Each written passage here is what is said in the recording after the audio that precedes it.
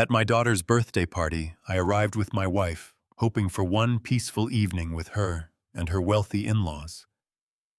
But before dinner was even over, my son-in-law leaned back, smirked, and said, "Trash belongs outside. Someone like you doesn't belong at this table." Everyone laughed. My daughter only lowered her eyes and said nothing. I took my wife's hand and walked out quietly. That night, a single text message changed my daughter's entire life. "Thank you so much for being here. Before we continue, I'd love to know where you're watching from. Leave a comment with your country and city. I enjoy reading every one." Also, this story includes fictional elements for storytelling and reflection. Any similarity to names or places is coincidental, but I hope its message stays with you. It was the second Saturday of July, and the Carolina heat had not let up even after sundown. Martha and I pulled up to the Whitmore estate just after 7 in the evening, the kind of summer night where the air sits thick and warm against your skin no matter how long you've been standing in it. String lights hung between the oak trees lining the driveway, and from somewhere beyond the iron gate came the sound of a live jazz trio and the soft murmur of a crowd already well into their evening. Martha adjusted the collar of my sport coat before I could reach for the door handle. She had worn the blue dress, the one she saves for occasions when she needs to feel steady. I had on the charcoal jacket Claire gave me 2 birthdays ago. I remember thinking I looked respectable enough. I remember thinking that would matter. It didn't. Gerald Whitmore was stationed near the outdoor bar when we came through the entrance, a glass of bourbon in one hand, and the easy confidence of a man who has never once questioned whether he belonged somewhere. He looked at us the way you look at a piece of furniture that someone moved to the wrong room briefly, without particular interest, and then away. "Richard." Just my name. No handshake. No "come in, glad you're here." Just my name dropped like a stone into shallow water, and then his back was to us again. Pamela Whitmore. His wife caught my eye from across the rose bushes. She offered a smile so thin and brief it barely registered as one, then turned back to the circle of women around her without missing a beat of their conversation. Martha's hand found mine. Her grip was light but deliberate. "We're here for Claire," she said quietly, close enough to my ear that no one else could hear. She was right. We were here for Claire. We found seats at one of the smaller tables near the edge of the patio, off to the side, away from the cluster of guests gathered around the main spread. Nobody had directed us there. Nobody had directed us anywhere. I pulled out Martha's chair and then settled into my own and looked out across that backyard, the infinity pool glowing pale blue at the far end, the outdoor kitchen with its marble countertops and built-in grill, the white linen draped over every surface, and I thought quietly and without saying it aloud, I've seen checks go toward this.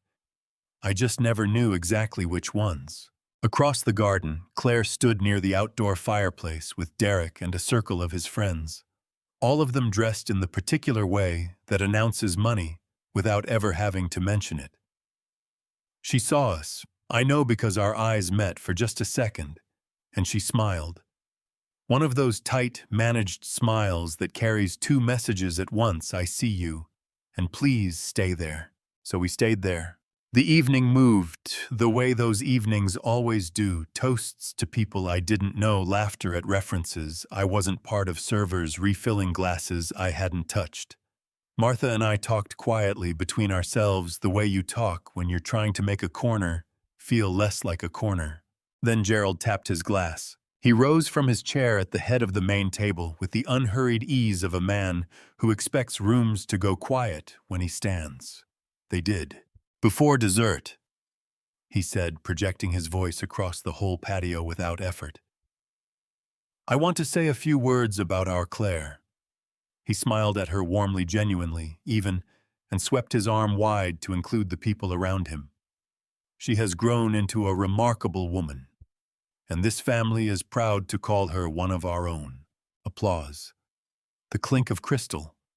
Claire's face lit up in a way I hadn't seen directed at me in a long time. I stood up. I don't know exactly what made me do it. Maybe the same stubborn instinct that makes a man show up to a party where he already knows he's not wanted. Because some things you do not, because they're comfortable, but because they're right. I reached for my water glass and cleared my throat. I'd like to say something as well, I said. The nearest table went quiet first. The quiet spread outward from there. I looked at Claire. She was watching me with an expression I couldn't fully read. Not warmth, not pride. Something more like a breath held at the back of the throat. I opened my mouth to begin. Derek Whitmore turned in his chair and looked at me. He didn't raise his voice. He didn't need to. The patio had gone still enough that 30 people heard every word with perfect clarity. "Trash belongs outside," he said. "Someone like you doesn't belong at this table." The words hit me somewhere below the ribs. My brain tried to reroute them to find some other interpretation, some version of those words that meant something different than what they plainly meant. There wasn't one. And the smiles, the small, reflexive, privately satisfied smiles that moved around that table in the 2 seconds that followed, those confirmed it. This wasn't an accident. This wasn't temper. This was choreography.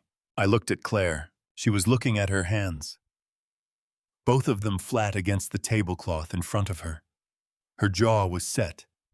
Her eyes were down, and she did not say a single word. Something in my chest reached its limit in that moment. Not with a crash, not with heat.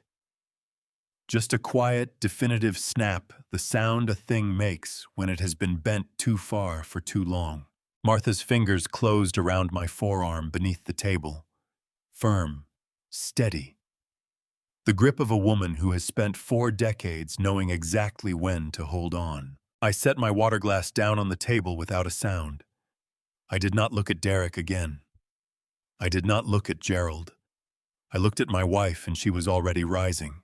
We walked across that patio together, past the servers in white gloves, past the string lights, past the jazz trio that was still playing, as if nothing at all had happened, and I stopped at the table near the entrance and set down the gift box I had been carrying. The one with the watch inside. The one I had wrapped myself that morning at our kitchen table with brown paper and a piece of twine because that is how my father taught me to wrap a gift. The iron gate clicked shut behind us. Martha didn't speak. I didn't speak. We walked to the car in the thick July dark and I opened her door and she got in, and I walked around to my side and sat down and put both hands on the steering wheel and looked at the street ahead of us. My chest felt hollow in a way I hadn't felt since the day we buried my father. Not grief, exactly. Something older than grief. Something that lives underneath it. "Richard," Martha said, very softly. "I know," I said, and I started the car. We were 20 minutes out of South Park when Martha finally spoke. "Pull over," she said. I glanced at her.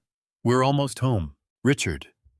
Her voice had that particular weight to it, not loud, not sharp, just heavy in the way that means she has been holding something back and has decided she is done holding it. "Pull over." I eased the car off onto a side street and cut the engine. The neighborhood was quiet around us, just porch lights and the distant sound of someone's television bleeding through a screen door. Martha turned in her seat to face me. "Are you all right?" she asked. "I'm fine." "You are not fine." She reached over and put her hand flat against my chest, right over my sternum, the way she has done since we were young, and she wanted to know what my heart was actually doing. "Talk to me." I covered her hand with mine. "What do you want me to say, Martha?" "Anything. Say anything. Just stop sitting there like you've turned to stone." I let out a breath that had been sitting in my chest since the moment Derek opened his mouth. "He planned it," I said. "That wasn't temper. That wasn't a bad moment. He planned that." Martha's jaw tightened. "I know." And I stopped, started again. She sat right there. She didn't even look up. "I know, Richard. She's our daughter. I know."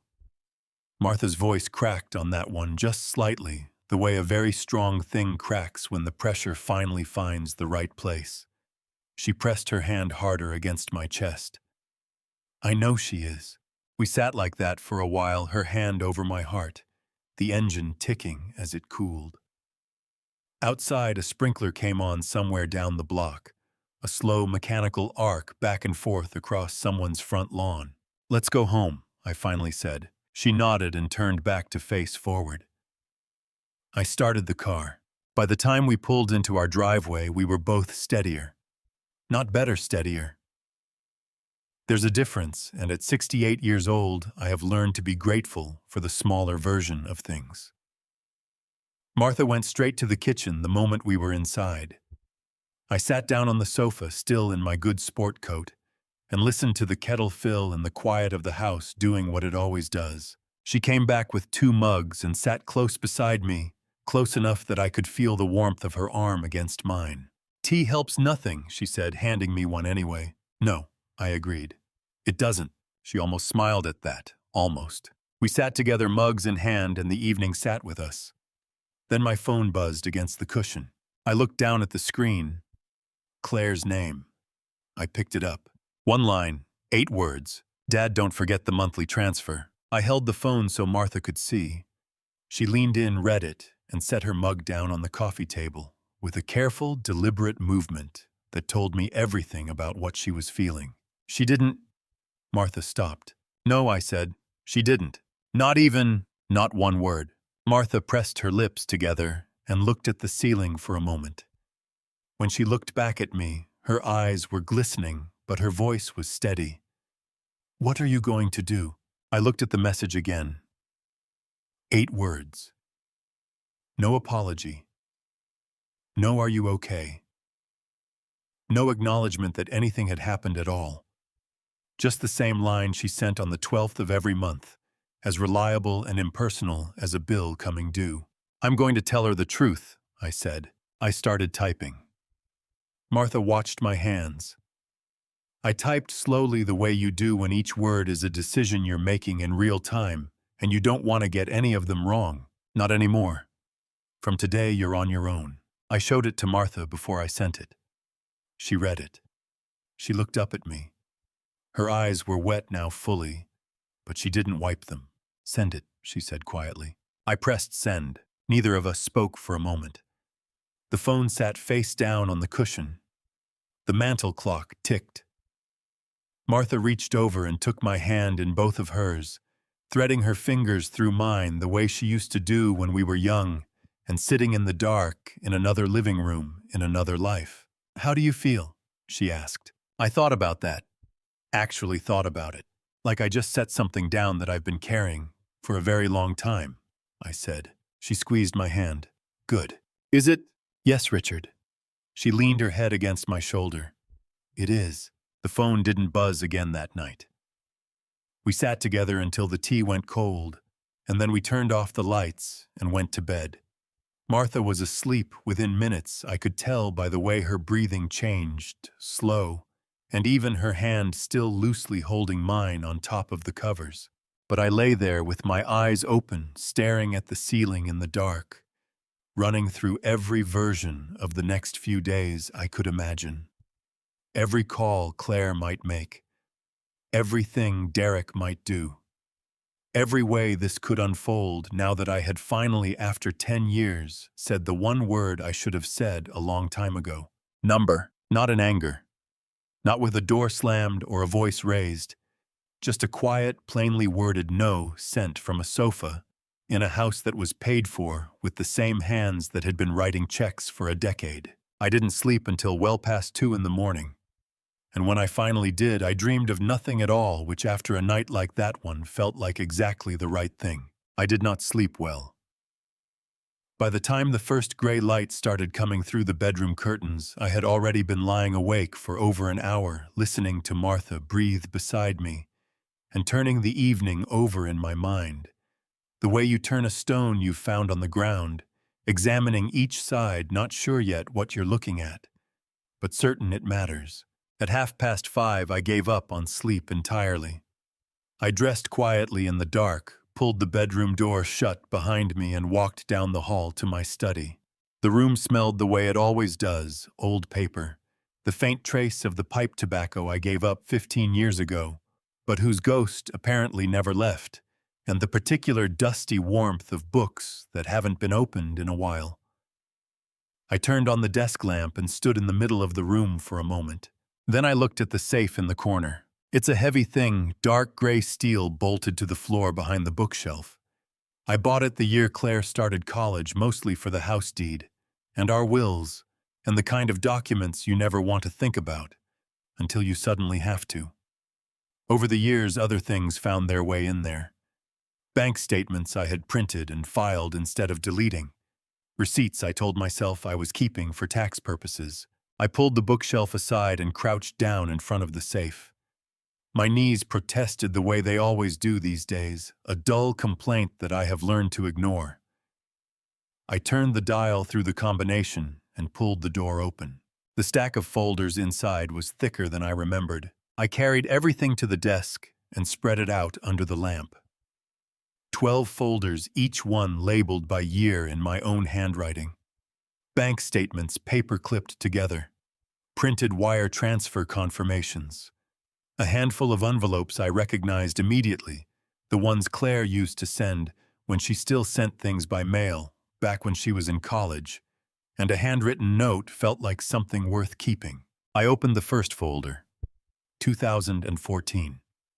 The year Claire started her senior year. The numbers were right there, plain as anything.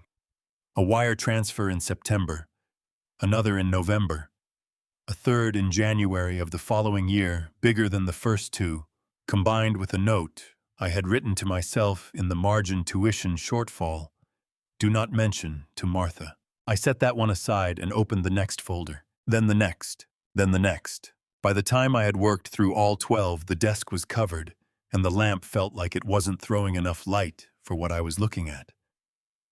I found a legal pad in the drawer and started writing down totals column by column, the way I used to work out project estimates back when I was still taking contracts.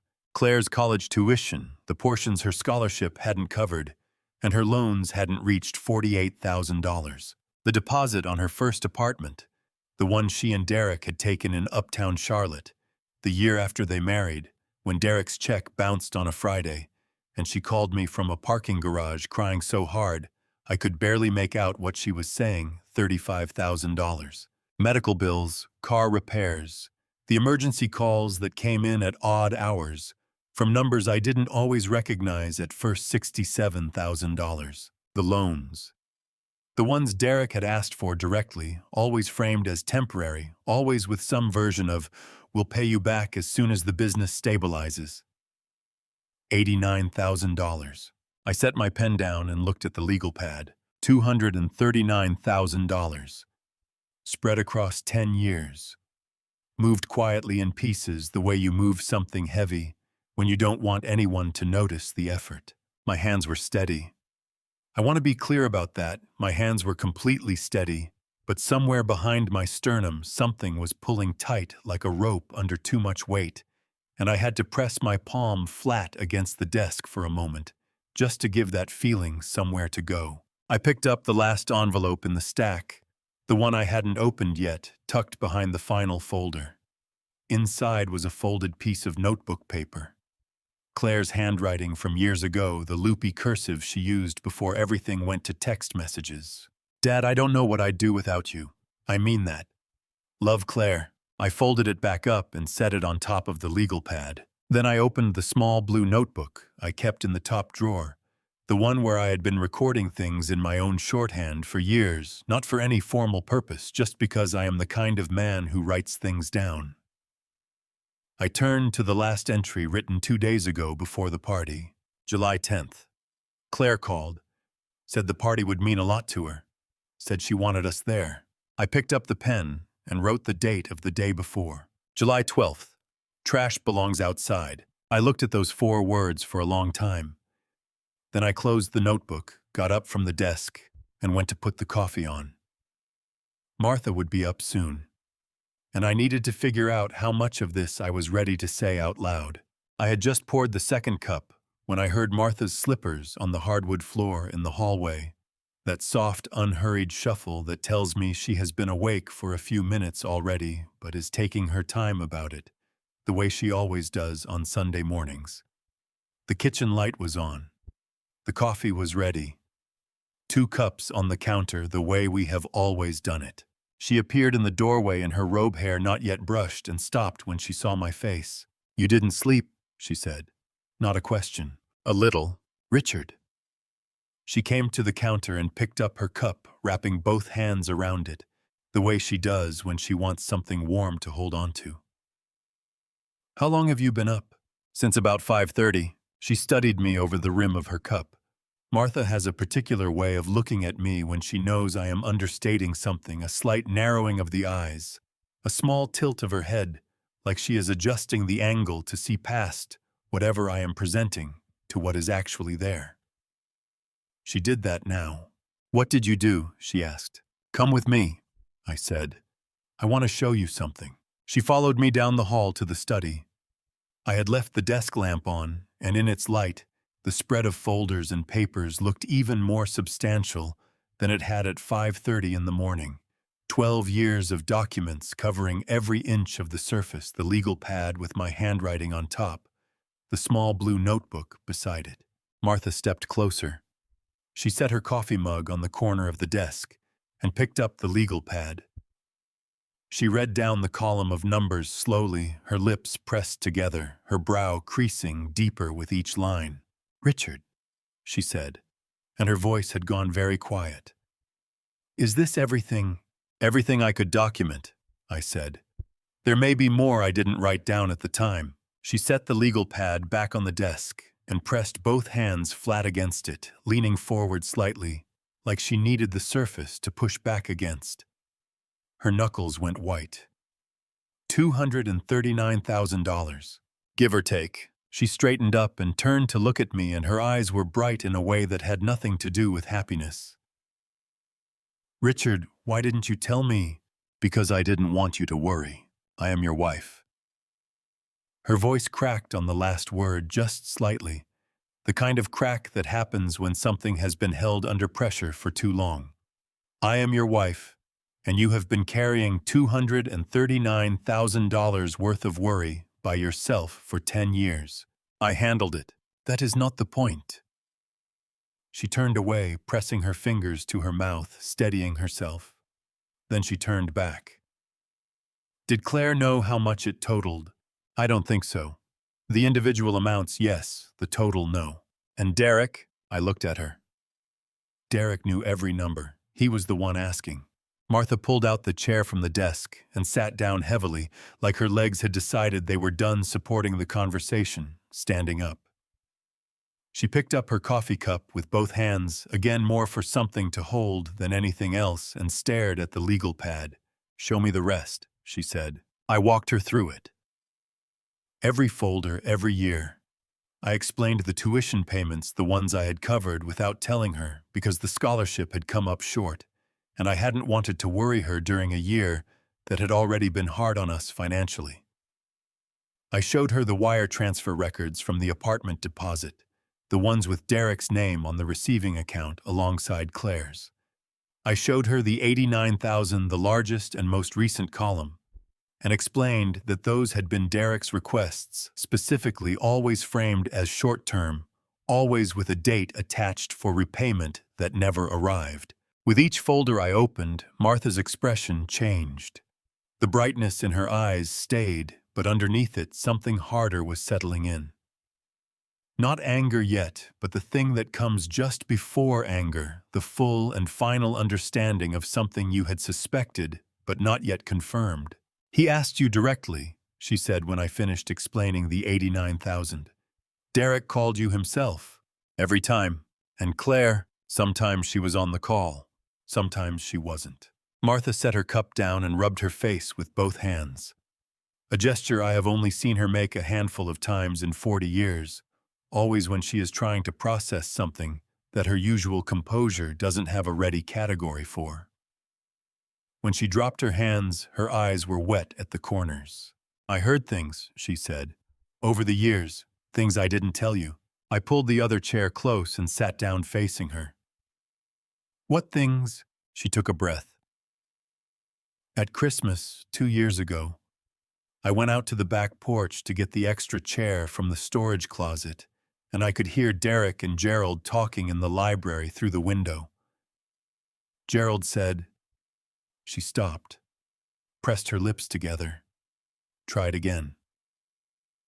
Gerald said, how much longer do we keep the old man on the line? And Derek said, as long as Claire keeps him happy, he won't stop. He thinks she needs him. The words landed in my chest like something cold and heavy. Martha, I said carefully, how long have you known? I didn't know, she said, and her voice broke fully, this time tears spilling over before she could stop them. I suspected. I heard things that didn't sit right, but I told myself I was reading too much into it. I told myself that if I brought it to you and I was wrong, I would have caused a fight with Claire for nothing. And if I was right, she wiped her face with the back of her hand. If I was right, I didn't want to be the one to break your heart. I reached across and took both her hands in mine. Her fingers were trembling. This woman who almost never cries, who holds everything together by force of sheer quiet, was sitting in my desk chair with tears running down her face and her hands shaking in mine. You weren't wrong, I said. I know that now. She squeezed my hands hard. I'm sorry, Richard. I should have told you sooner. We both held things we shouldn't have. She nodded, wiping her face again, pulling herself back together, the way she always does, not by stopping feeling it, but by deciding to feel it and keep moving at the same time. She looked at the desk covered in folders and legal pad and blue notebook, and then she looked back at me. So what do we do now? She asked.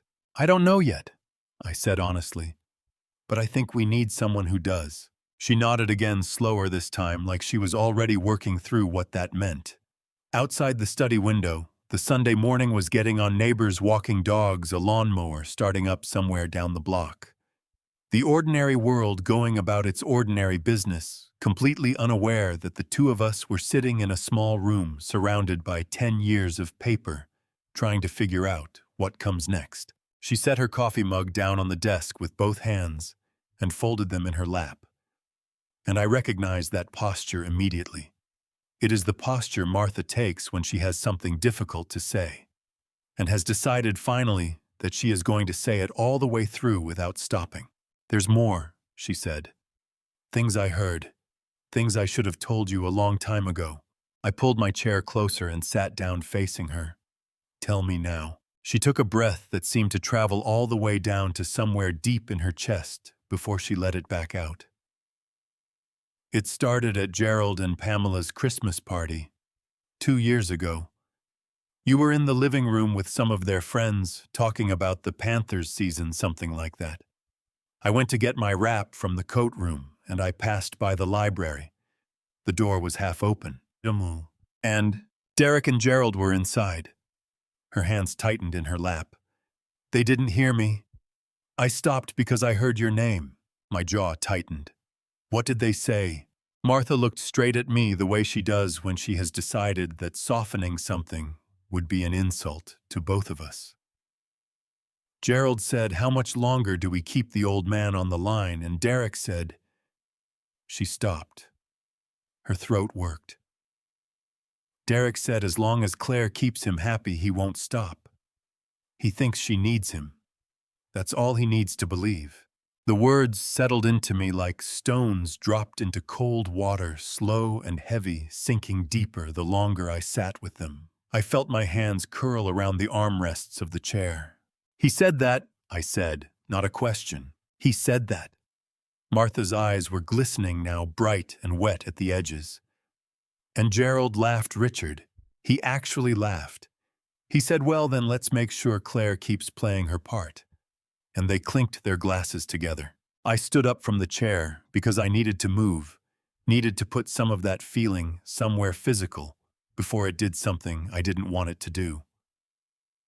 I walked to the window and stood there with one hand on the frame looking out at our backyard. The Sunday morning sun was full now, hitting the garden Martha planted 3 summers ago, the one with the black-eyed Susans along the fence. "Richard?" Martha's voice came from behind me, careful and close. "There's something else." I turned around. She was standing now too, her arms crossed over her chest, holding herself together, the way you hold a coat closed against wind. "That wasn't the only time. At Thanksgiving last year, you left early because your knee was bothering you. Remember? You drove home and I told you I'd get a ride with the Callaways next door." "I remember. I didn't leave right away. I was in the kitchen helping Pamela put things away and Derek came in. He was on his phone talking to someone. A friend, I think. He didn't see me behind the pantry door." She pressed her lips together so hard they went white. "He said the old man's good for it. We just have to make sure we ask through Claire. He responds better when it comes from her, more emotional that way." The blood drained from my face so fast I actually felt it, a cold, rushing sensation that started at my temples and moved down through my neck and chest. My daughter, my own daughter, had been used as a delivery mechanism, a more effective one because I was more emotional when the ask came from her. "Martha!" My voice came out rougher than I intended. "Why didn't you tell me?" She unfolded her arms and pressed both hands flat against her sternum, like she was trying to hold something in place inside her own chest. "Because I love you." Her voice cracked wide open on those 3 words, tears spilling down her face before she could catch them. "Because I watched you light up every single time Claire called, no matter what she wanted, no matter what time it was, no matter how many times before. And I couldn't, Richard. I could not be the one to take that away from you, even if it wasn't real, even if they were using it." I crossed the room in 3 steps and put my arms around her, and she pressed her face into my shoulder and cried, not quietly, not with restraint, but with the full force of someone who has been holding a secret so heavy it has left marks. Her shoulders shook. Her hands gripped the back of my shirt like she was afraid of something. "You should have told me," I said into her hair. But my voice wasn't angry. It was just tired. Deeply, bone-level tired. "I know," she said, muffled against my shoulder. "I know I should have. I'm sorry." We stood there together in my study, with the folders spread across the desk, and the legal pad with its damning column of numbers, and the Sunday morning going on outside the window, as if none of this were happening. I held my wife while she cried, and I stared at the wall behind her, and I thought about my daughter's voice on the phone all those times, warm and needing, and so perfectly calibrated to reach exactly the part of me that could never say no. More emotional that way. After a while, Martha pulled back and pressed both palms to her face, then dropped them. Her eyes were red, her cheeks tracked with tears, but her chin was up. "What are you going to do?" she asked. "First," I said, "I'm going to call Daniel Crawford, the lawyer you used for the estate documents years ago, the same one. I need someone who can look at all of this." I gestured at the desk, "and tell me exactly where I stand." Martha nodded, wiping her face with the heel of her hand. "And then," I said, "we wait and see what they do next." She reached up and put her hand against my cheek, just for a moment. Just that one steady, warm point of contact. "Whatever comes," she said quietly, "we face it together."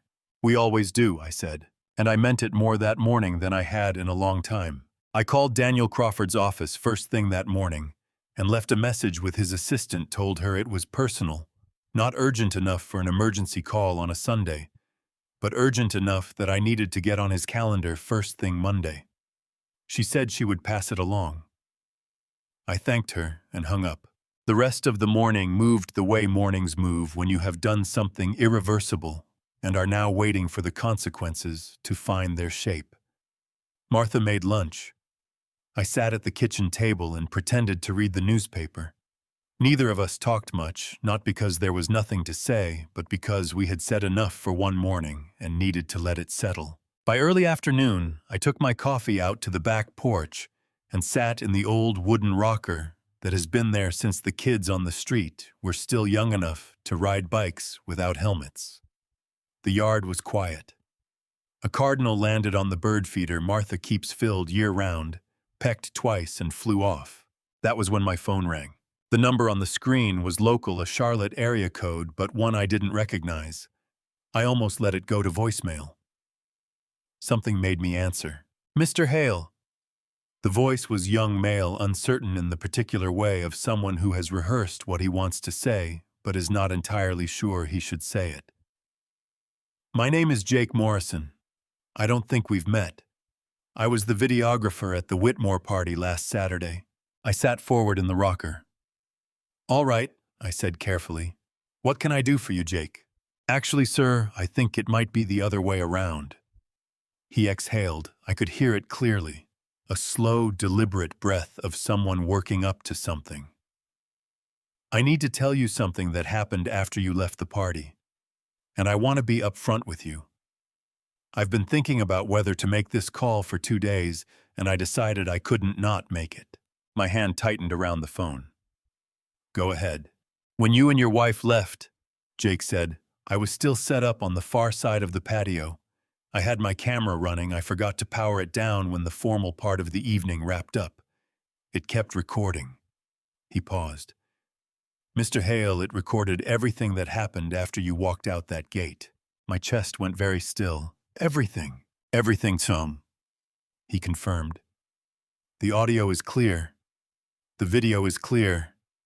I have the full, unedited file." Another pause, shorter this time. "I've watched it 3 times because I kept thinking I must have misheard something. I didn't mishear anything." I stood up from the rocker without realizing I had done it, one hand braced against the porch railing. "Tell me what's on it," I said. "Tell me exactly." Jake's voice dropped slightly, like he was choosing every word with care. "After you left Mr. Whitmore Gerald, he stood up and raised his glass. He said, 'Now that's settled, let's actually enjoy the evening.' And people laughed. And then—" He stopped for just a moment. "Then Derek said something to the group. He said the old man's predictable. You cut him, he bleeds. But he always comes back." The railing was cold under my hand even in the July heat. "And then Gerald said—" Jake's voice tightened. "He said, 'Don't worry about it. He'll wire the money next month like always. That's what he's good for.' And people at the table, they laughed, Mr. Hale. Several of them. Like it was a joke they all already knew the punchline to." I pressed my free hand flat against my sternum. My heart was slamming against my ribs so hard, I could feel it in my throat. "Was my daughter at the table?" I asked.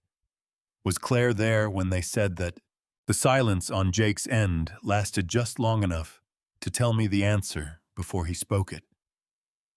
"Yes, sir," he said quietly. "She was sitting right there. She didn't say anything. She looked down at her glass." Something in my chest cracked open at that, not dramatically, not with a sound, but with the slow, grinding give of something that has been under pressure for a very long time. I gripped the railing harder. "Jake," I said, and my voice came out steadier than I felt. "Why are you calling me?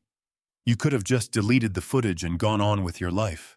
"I thought about it," he said, and there was a rawness in his voice that told me he meant it. "I really did. But Mr. Hale, I have a father. He's about your age, actually. And when I watched that footage and I heard what they said—" His voice broke slightly on the last word, caught itself, continued. "I just kept thinking if someone had footage like this about my dad, I would want them to make the call. So I'm making the call." I exhaled slowly, looking out at the yard, at the bird feeder, at the black-eyed Susans along the fence. My eyes were burning in a way I was not going to acknowledge out loud. "Can you send me the file?" I asked. "Already have it ready to send," he said. "I just needed to know you wanted it first." "What's your email?" I gave it to him. He read it back to me correctly. "Mr. Hale, he said before I could hang up. "I'm sorry. For what it's worth, from someone who was in that backyard, what they did to you was wrong. What they said after you left was wrong. You deserved better than any of it." I had to clear my throat before I could answer. "Thank you, Jake," I said. "I mean that." "Yes, sir. The email should be there in a few minutes." I stood on the back porch after I hung up one hand still on the railing. The cardinal long gone from the bird feeder, the yard sitting quiet and still in the afternoon heat. My eyes were burning worse now, and I let them. There was nobody out here to see it, just me and the garden, and the weight of what I had just been told. Then the back door opened behind me and Martha stepped out. She took one look at my face. "Richard," she said, "what happened?" I turned around. "Go get the laptop," I said. "There's something we need to watch." Martha was back before I'd even put my phone away. She came through the back door with the laptop already open, held out in both hands like she was carrying something she wasn't sure how to set down. Her face had the particular expression she gets when she knows something is bad, but hasn't decided yet how bad. "Where do you want to do this?" she asked. "Living room," I said. "Sit down with me." We settled on the sofa together, the laptop on the coffee table in front of us, the afternoon light coming through the curtains at a low angle that made everything in the room look a little older than it was. I leaned forward and found the email from Jake. One attachment. No subject line. No message in the body, just the file sitting there waiting. "Are you sure?" Martha said. "No," I said honestly, "but I'm going to watch it anyway." I clicked. The video opened with sound. First, the party still going full swing, glasses clinking. Someone laughing at something off camera, the jazz trio we had been half listening to all evening, still playing something easy and forgettable in the background. The patio looked different from this angle, wider, more crowded. The string lights in the oak trees glowed warm against the darkening sky. And then the frame shifted, and I saw the table. Our table, Gerald's table, still full of people, plates pushed aside, wine glasses refilled. Gerald Whitmore was at the head of it, leaning back in his chair, with the particular ease of a man who has just watched something go exactly according to plan. "There he is," Martha said under her breath. Gerald raised his glass. "Now that's settled," he said loud enough that the camera picked it up cleanly. "Let's actually enjoy the evening." The people around him laughed, not nervous laughter, not polite laughter, but the relaxed, inclusive laughter of people who are all in on the same joke. My jaw tightened so hard I felt it in my back teeth. Then Derek leaned forward.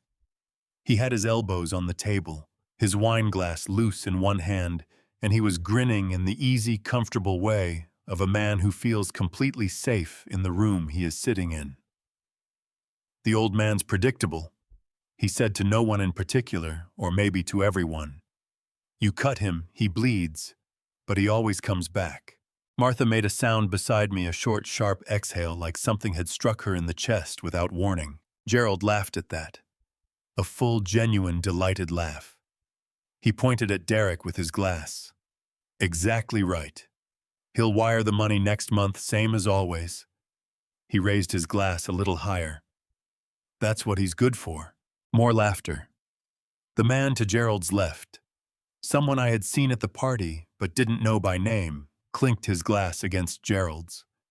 Pamela, sitting 2 seats down, smiled into her wine, and then the camera swept left, the way cameras do when they're running unattended, and picking up ambient movement, and for 3 seconds the frame settled on Claire. She was sitting with both hands wrapped around her wine glass, her eyes down, her shoulders pulled slightly inward. She wasn't laughing. She wasn't smiling. But she wasn't speaking either. She was just sitting there inside that laughter, surrounded by it, wearing it like a coat she hadn't chosen, but hadn't taken off. "Stop it," Martha said suddenly. "Pause it right there." I paused it. The frame froze on Claire, that still image of my daughter with her eyes cast down and her hands around her glass, and her mouth closed while the people around her laughed about her father. Martha pressed her fist to her mouth. Her shoulders were shaking. She heard every word, she said, her voice breaking into pieces. She was right there, and she heard every single word, and she couldn't finish the sentence. I know, I said. My own voice came out like gravel. Richard. Martha lowered her fist from her mouth and turned to look at me, and her eyes were red and streaming tears running freely down her face. How do you feel right now? Tell me the truth. I looked at the frozen image on the screen. My daughter's downcast eyes. My son-in-law's grin still visible at the edge of the frame. The party going on around her like nothing in the world was wrong. Like I've been living in a house, I said slowly, that I thought was mine. And I just found out the locks were changed a long time ago, and nobody told me. Martha let out a sound that was halfway between a sob and a breath, and she leaned her head against my shoulder and gripped my arm with both hands, her fingers pressing in hard, holding on the way you hold on when you're afraid something else is about to give way. I closed the laptop. I didn't need to watch the rest. What I had seen was enough, more than enough. The numbers on the legal pad in my study had told me one kind of truth, the kind you can add up and put in a column. But this was a different kind. This was the kind that lives in a person's face, in the way they hold their body, in the precise shape of their silence when silence is a choice. What do we do with it? Martha asked, her voice still thick. We save it, I said. We don't delete a single frame of it. And tomorrow morning I walk into Daniel Crawford's office and I put everything on the table. I sat forward, elbows on my knees, and looked at the closed laptop sitting there on the coffee table between us and everything the world used to be. All of it. The folders, the legal pad, and this. Martha lifted her head from my shoulder and wiped her face with the back of her hand, pulling herself back together, one breath at a time, the way only she knows how to do. Good, she said, voice steadier now. That's exactly what we do. Outside, the Carolina evening was coming, on the light going amber through the curtains, the neighborhood settling into its Sunday quiet. Inside our living room, something had shifted between us, not broken, not diminished, but clarified, sharpened down to its truest shape. Whatever came next, we knew exactly what we were dealing with now.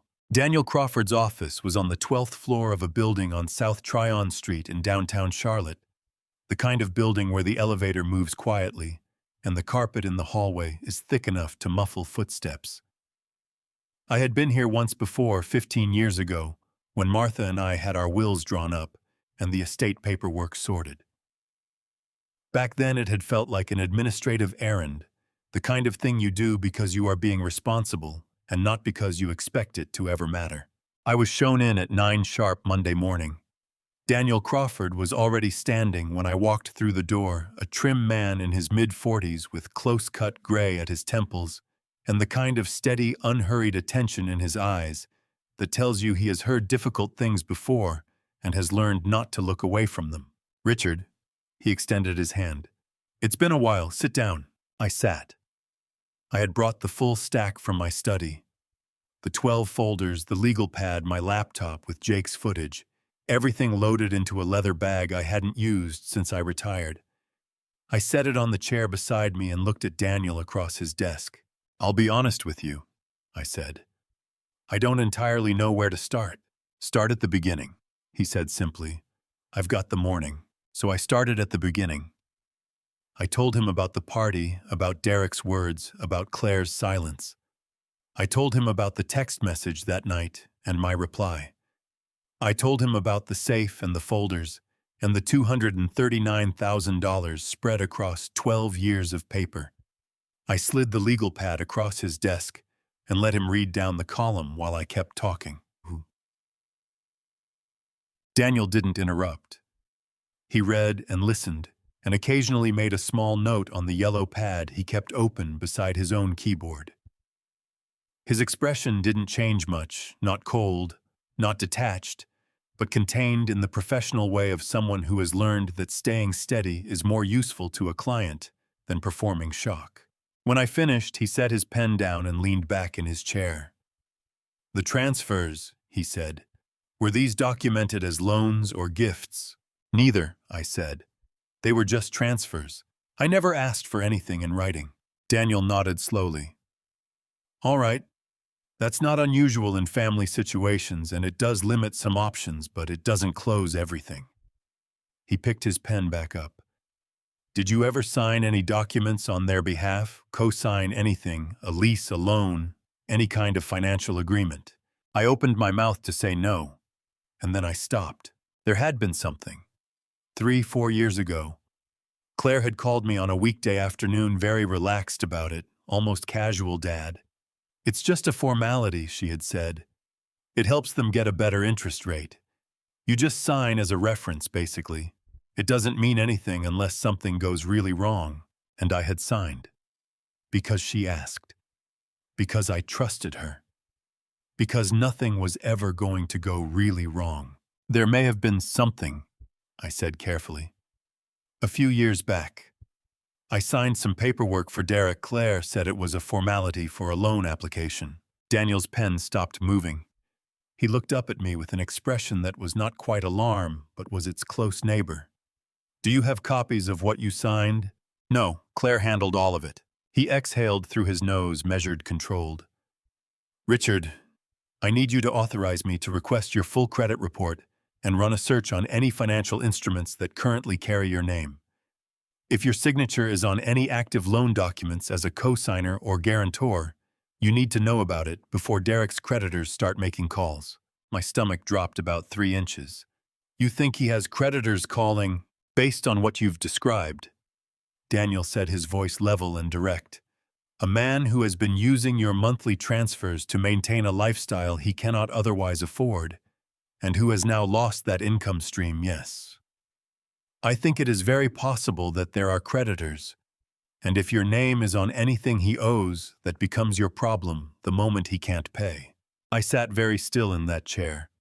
The leather bag with the folders felt heavier than it had when I carried it in. How do I authorize that? Sign here. He slid a form across the desk without hesitation, already prepared, as if he had anticipated exactly this moment. I'll have preliminary results by Wednesday. If there's something there, we move immediately, I signed. My hand was steady. I was very deliberate about keeping it steady. One more thing, I said, and I reached into the bag and pulled out my laptop. There's a video I need you to see. I turned the screen toward him and pressed play. Daniel watched the footage without a word, Gerald raising his glass, Derek's easy grin, the laughter moving around the table, and then the camera settling briefly on Claire, with her eyes down and her hands around her glass. When it finished, he closed the laptop gently with one hand and pushed it back toward me. Who recorded this? He asked. The videographer they hired for the party. He contacted me yesterday. He said he forgot to power the camera down. Has he provided you the original file? Yes, it's in my email. Daniel made a note. Keep it. Don't share it with anyone else. Don't post it anywhere. Just keep it. He looked at me steadily. It may not be legally actionable on its own, but in combination with your financial records, it establishes a pattern that tells a very clear story. I nodded. Outside his window, 12 floors down, South Tryon Street was going about its Monday morning traffic, moving people on the sidewalk, the ordinary machinery of a city that had no idea what was being laid out in this office. Richard, Daniel said, and his voice shifted slightly, still professional, but with something more human underneath it. I want you to understand something. What you've described, the systematic use of your generosity over many years, the way it was structured through your daughter to maximize your emotional response, that is not a coincidence. That was deliberate. And you are not foolish for not having seen it sooner. These things are designed to stay invisible. My throat tightened without warning. I pressed my lips together and breathed through my nose until it passed. Thank you, I managed. We'll talk Wednesday, he said. Don't answer any calls from Derek or Gerald between now and then. If Claire reaches out, keep it brief and don't make any commitments. He stood and extended his hand again. And Richard, you did the right thing coming in. I shook his hand, picked up my bag, and walked back out through the thick, carpeted hallway to the elevator. My phone buzzed in my pocket just as the elevator doors closed, a text from a number I didn't have saved. The message was short. Mr. Hale, my name is Rosa. I used to work for the Whitmores. I have something that belongs to you. Can we meet? I stared at the screen as the elevator descended. The doors opened onto the lobby. I walked out into the Monday morning Charlotte heat and stood on the sidewalk and read the message one more time. Something that belongs to me. I typed back, yes, tell me when and where. She had picked a coffee shop on the east side of Charlotte, a small place called Birchwood Cafe on Commonwealth Avenue, the kind of neighborhood spot with mismatched chairs and local art on the walls, and a chalkboard menu that changes with the seasons. Not the sort of place anyone from the Whitmore circle would ever set foot in. I suspected that was exactly why she had chosen it. I spotted her the moment I walked through the door. A woman in her early 50s, dark hair pulled back, sitting at a corner table, with a paper bag on the seat beside her, and both hands folded on top of the table the way people fold their hands when they are nervous but determined not to show it. She was watching the door. When our eyes met, she sat up a little straighter. Mr. Hale, she said as I reached the table, thank you for coming. Thank you for reaching out. I pulled out the chair across from her and sat down. You said your name is Rosa. Rosa Mendez, yes. She had a measured, careful way of speaking, the kind that comes from years of knowing that every word you say in someone else's house might be overheard. I worked for the Whitmore family for 8 years. As of last Sunday, I no longer do. You quit? Yes, sir. Her chin lifted slightly. What happened at that party, what they did to you, I have seen many things in that house over the years. But watching that, and then going back inside and serving dessert to people who were laughing about it, she shook her head, jaw tight. I could not do it anymore. I looked at this woman, this stranger who had walked away from 8 years of employment because her conscience had a line and someone had finally crossed it. My throat tightened. I'm sorry you were put in that position, I said. Please don't apologize to me. She reached down to the paper bag beside her and lifted it onto the table. This is why I called you. She slid the bag toward me. I opened it. Inside, wrapped in a clean dish towel, was the gift box I had left on the table near the entrance when Martha and I walked out. The brown paper still folded along the same creases I had made that morning at our kitchen table. The piece of twine still tied in the same knot my father had taught me when I was 8 years old. My hands went very still around the box. They threw it in the storage room, Rosa said, and her voice dropped half a register. Mrs. Whitmore told one of the servers just put it somewhere, like it was a takeout bag someone had left behind. She pressed her lips together hard. I took it before they could forget about it entirely and throw it away with the party trash. I sat with that for a moment, the image of Pamela Whitmore waving a dismissive hand at the box I had wrapped myself. Just put it somewhere. Thank you, I said. My voice came out rougher than I intended. Open it, Rosa said softly. Please. I want to make sure nothing was disturbed. I untied the twine and unwrapped the brown paper. Inside the box, nestled in the cotton padding, I had placed it in myself, was my father's watch. A 1962 Bulova automatic stainless steel case, the crystal slightly yellowed with age, the second hand still moving in its smooth, unbroken sweep around the dial. My father had worn it every day for 30 years through the steel mill in Akron and 2 decades after. It had been on his wrist the day he died and on mine at his funeral. I picked it up carefully and held it in both hands. That watch belonged to your father, Rosa said. Not a question she had noticed somehow the way I held it. It did, I said. I was going to give it to Claire. Something to pass down. I turned it over. My father's initials were engraved on the case back E.H. Edward Hale. I thought she might want it someday. I thought it might mean something to her. Rosa reached across the table and put her hand briefly over mine, just for a second. Just that one small gesture of a person who understands loss without needing it explained.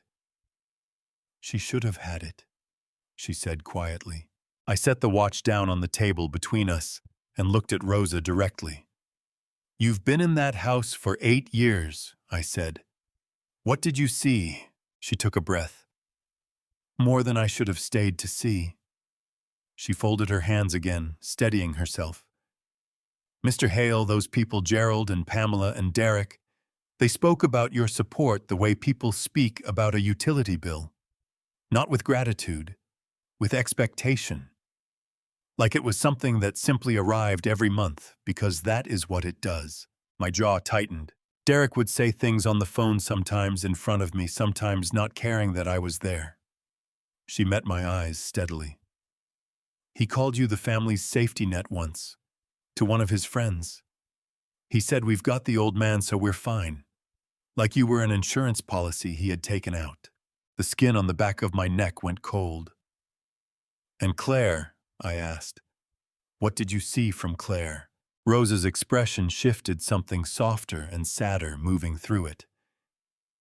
There was one afternoon, she said, about a year ago. She was in the kitchen after a phone call with you. She didn't know I was in the pantry. She was standing at the sink and she was crying. Rosa paused, her own eyes going bright. Not crying the way people cry when they are sad about something that happened. Crying the way people cry when they are ashamed. My chest contracted so sharply I had to breathe through it. I asked her if she was all right. Rosa continued. She startled she didn't know I was there. She wiped her face very fast and tried to smile. And then she said, Rosa's voice caught for just a moment. She said, he's too good for any of us, Rosa. He's just too good for any of us. The words hit me somewhere so deep I could not have named the location. I pressed one hand flat against the table to keep myself grounded. My eyes were burning, fully burning now, and I did not try to blink it away. She knew, I said. My voice was barely above a whisper. She knew, Rosa confirmed gently. She just didn't know how to get out from under it. We sat across from each other in that small cafe with the mismatched chairs and the chalkboard menu, and I held my father's watch in one hand and the full weight of what Rosa had told me in the other. Outside on Commonwealth Avenue, Charlotte went about its Monday afternoon cars, passing someone walking a dog, a delivery truck pulling up to the curb across the street.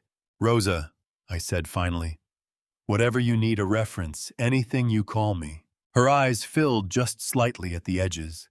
She blinked it back with the practiced control of someone who does not permit herself to cry in public. Thank you, Mr. Hale, she said. That means more than you know. I tucked the watch into my jacket pocket right over my heart, the same place my father always kept it. And I drove home through the Charlotte afternoon with one hand on the wheel and the other pressed against my chest, feeling the small, solid weight of it, and thinking about a woman standing at a sink in someone else's kitchen crying because she was ashamed of what she had allowed. He's too good for any of us. I did not know yet whether that would ever be enough. But it was the truest thing anyone had said to me in a very long time. Before Daniel opens that folder, drop a 10 in the comments. Just a 10, so I know you're still here. Because what's on the next page is the part that made my hands shake. Quick note. Some details ahead have been reconstructed for storytelling.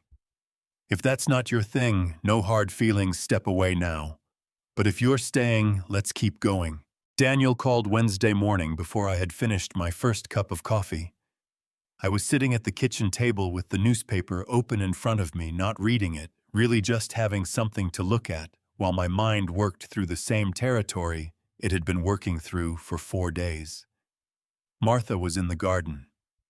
Through the window I could see her moving between the rows of black-eyed Susans, with her pruning shears, the way she does when she needs to do something with her hands.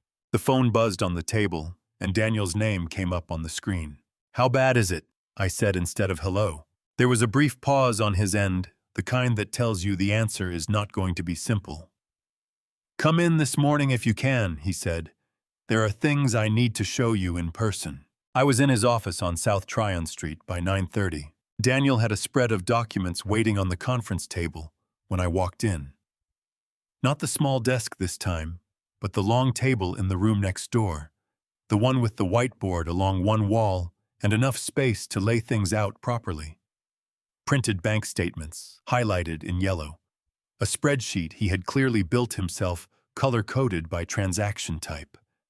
A separate page of handwritten notes in the tight, precise script of a man who thinks better when he writes things down. He didn't waste time. "Sit down, Richard. I'm going to walk you through this from the beginning." I sat. He picked up the first set of statements. "I started with the 89,000, he said, setting the papers in front of me. "The transfers you identified as Derek's direct requests, the ones with repayment dates that never came. I traced each one." He tapped the highlighted column with his pen. "They didn't go to a joint account in Derek and Claire's names. They went here." He slid a second page across. "This is a personal account registered to Gerald Whitmore." I looked at the account number, looked at the name on the statement. Gerald R. Whitmore. "He sent my money to his father-in-law," I said flatly. "Every dollar of it," Daniel said. "And I can show you where it went from there." He turned to the spreadsheet and pointed to 4 line items, each one highlighted in red. Pool construction and installation, $28,000. Living room renovation, imported furniture, $31,000. Landscape redesign and driveway, $18,000. Down payment upgrade on the property mortgage, $12,000. He set the pen down and looked at me steadily. "Richard, the home they used to host that party, the one where Derek said what he said to you, a significant portion of it, was built with money that came from your account." The room went very quiet around those words. Not a comfortable quiet, the kind that presses in on you from every side, the kind that makes your ears ring slightly with the weight of what you have just understood. My hands were on the table in front of me. I looked at them for a moment. The hands that had written those checks, that had approved those wire transfers, that had signed documents I had not read carefully enough, because I had trusted the people asking me to sign them. "Richard." Daniel's voice was careful, measured. "Are you all right?" "Keep going," I said. He nodded. "The video footage your cameraman provided, combined with this financial trail, tells a very specific story. The transfers went to Gerald through Derek. Gerald used them for home improvements that increased the property value and the family's visible wealth. Derek and Claire benefited from living in a household that appeared more financially stable than it was." He paused. "And you were the engine running all of it without ever knowing it." I stood up from the conference table. I needed to move the same way I had needed to move in my study when Martha told me about the Christmas party, the same animal need to put feeling somewhere physical.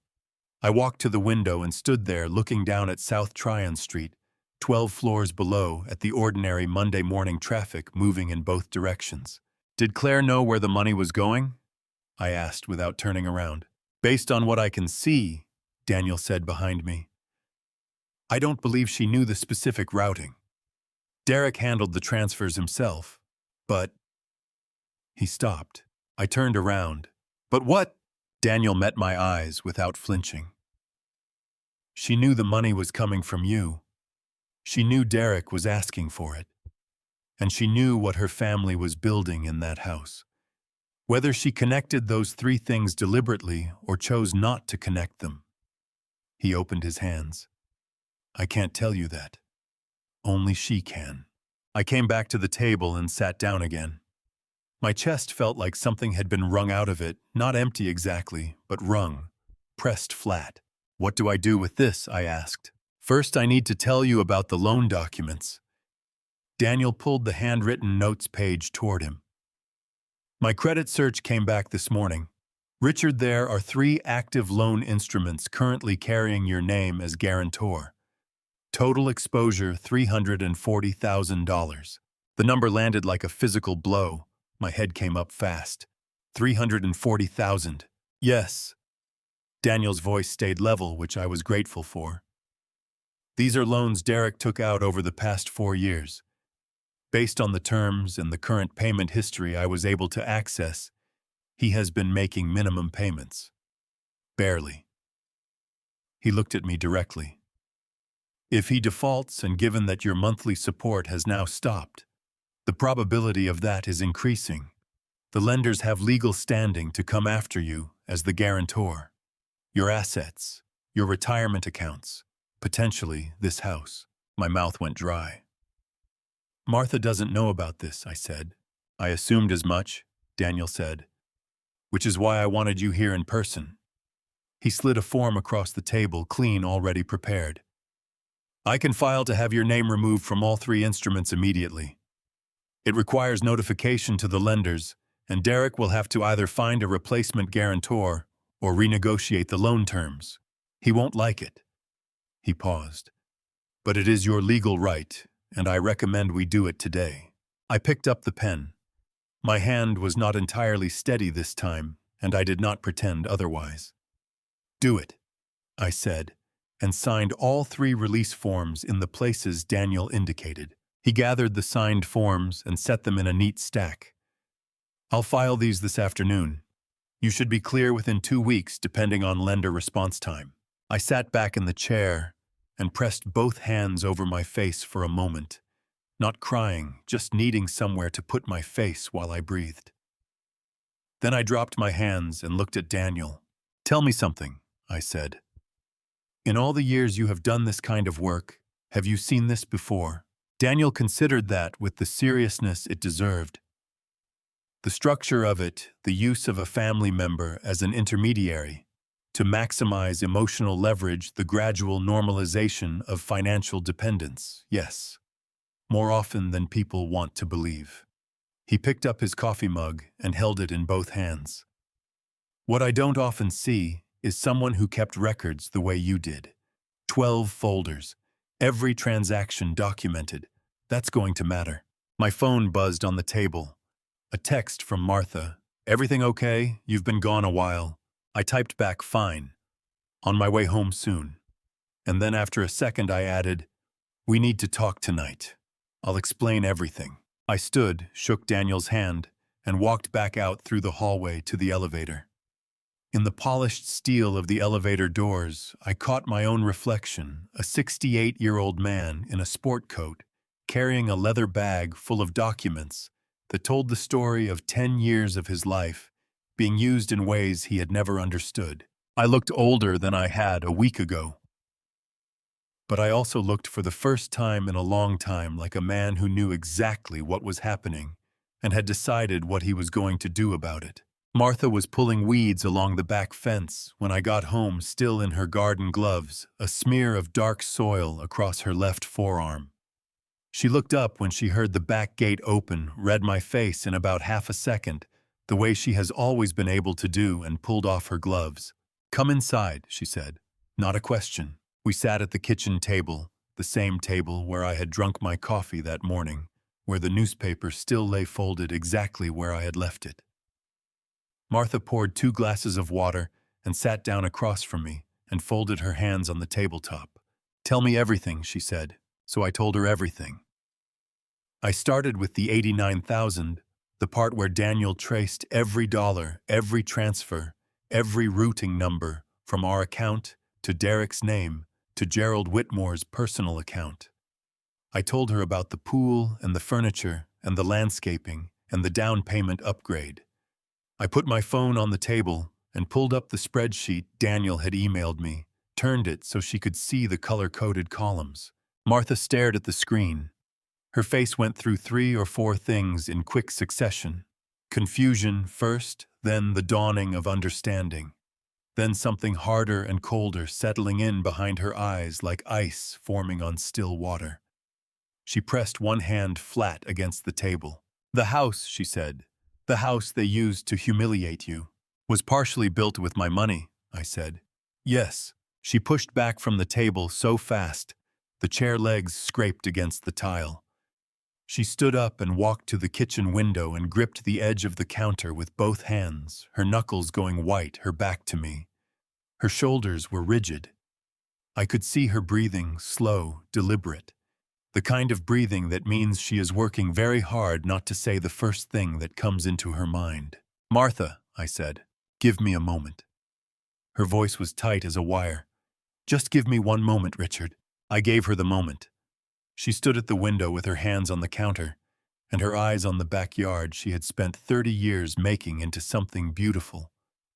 And I watched the rigid line of her shoulders slowly, fractionally, begin to release. Then she turned around.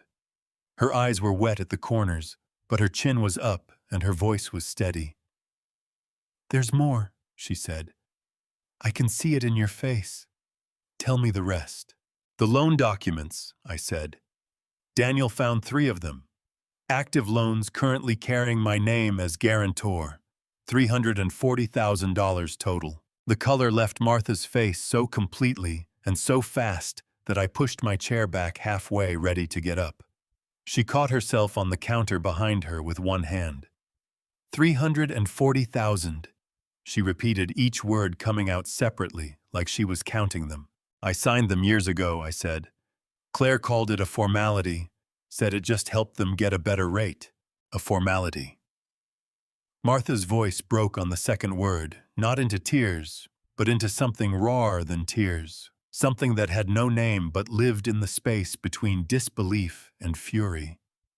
She pressed her free hand over her mouth and breathed through her nose, her eyes squeezing shut for just a moment. When she opened them again, they were blazing. Richard, if Derek defaults on those loans, I know, they could come after this house. I know, Martha. That's why I signed the release forms today. Daniel filed them this afternoon. I reached across the table toward her. It's being handled. That's why I went in today. She crossed the kitchen in 4 steps and sat back down across from me hard, like her legs had made the decision before the rest of her caught up. She took both my hands in hers and gripped them so tightly I could feel the strength she was putting into it, the full force of a woman who is terrified and furious and relieved all at the same time and has nowhere else to put any of it. You signed those papers without telling me, she said. Her voice was shaking now. Years ago, Claire said it was nothing, and you believed her. She was our daughter, I said. I believed her. Martha's grip on my hands tightened further, then slowly, deliberately released. She let out a long, uneven breath. I am not angry at you, she said carefully. I need you to hear that. I am furious, I am absolutely furious, but not at you. I know the difference, I said. Good. She wiped her eyes quickly with the back of one hand, a brisk, no-nonsense motion that said, I am crying, and I refuse to make a production of it. What do we do now? We wait for Daniel's process to complete. 2 weeks, maybe less. In the meantime, I hesitated. Daniel said not to answer Derek's calls. Martha made a sound that was halfway between a short laugh and something considerably less amused. That will not be a problem for me, she said. Derek called me today, by the way, while you were at Daniel's office. I went very still. He called you. He did. She straightened in her chair, composing herself back into the Martha. I know the one who does not rattle, who processes the storm, and then stands back up in it. He didn't leave a message, just called twice from his cell, and once from what looked like a landline at their house. She met my eyes directly. He knows his usual channel isn't working anymore. I felt something cold move through my chest. Derek calling Martha, going around me, trying the next available door when the first one closed. The systematic, patient logic of someone who does not give up easily and has more than one way in. If he calls again, I said, you don't have to answer. I wasn't planning to.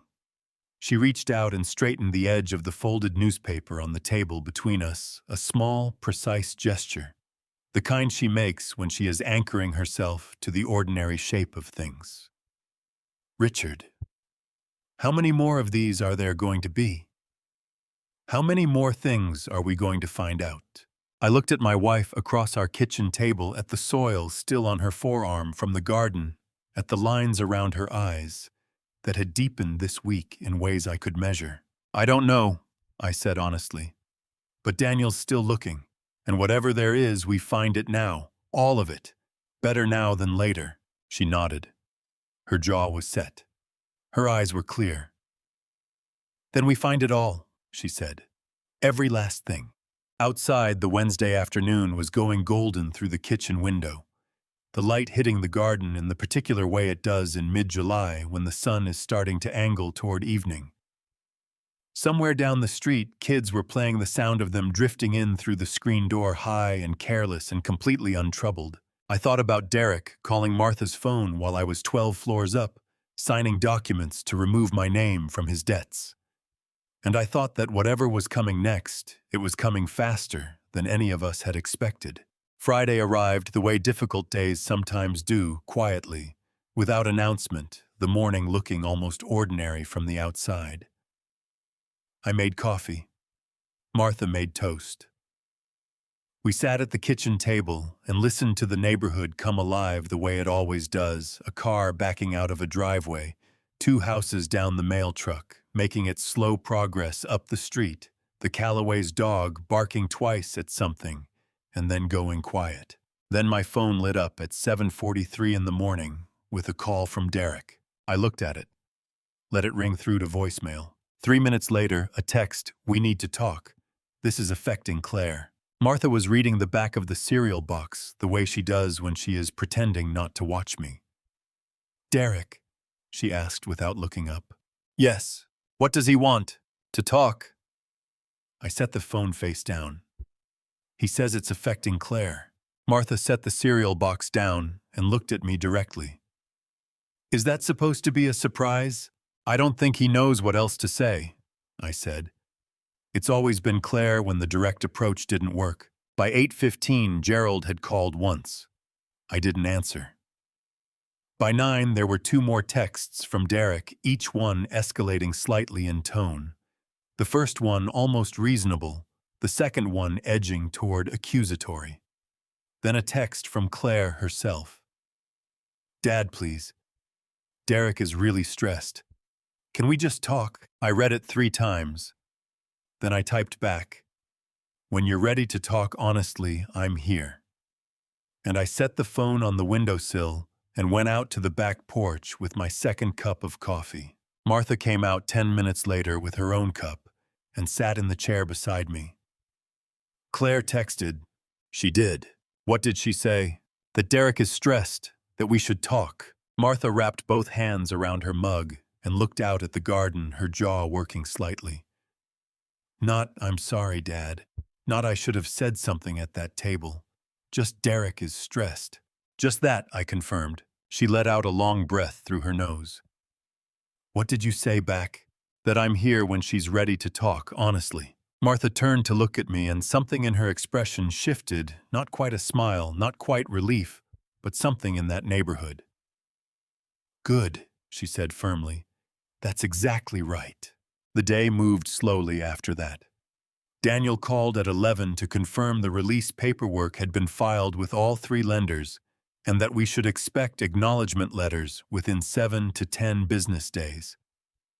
He also told me quietly that he had received an inquiry out from Derek's attorney, a man named Preston Walsh, apparently a junior partner at a firm in Ballantyne, asking whether Richard Hale would be willing to discuss the guarantor releases before they were finalized.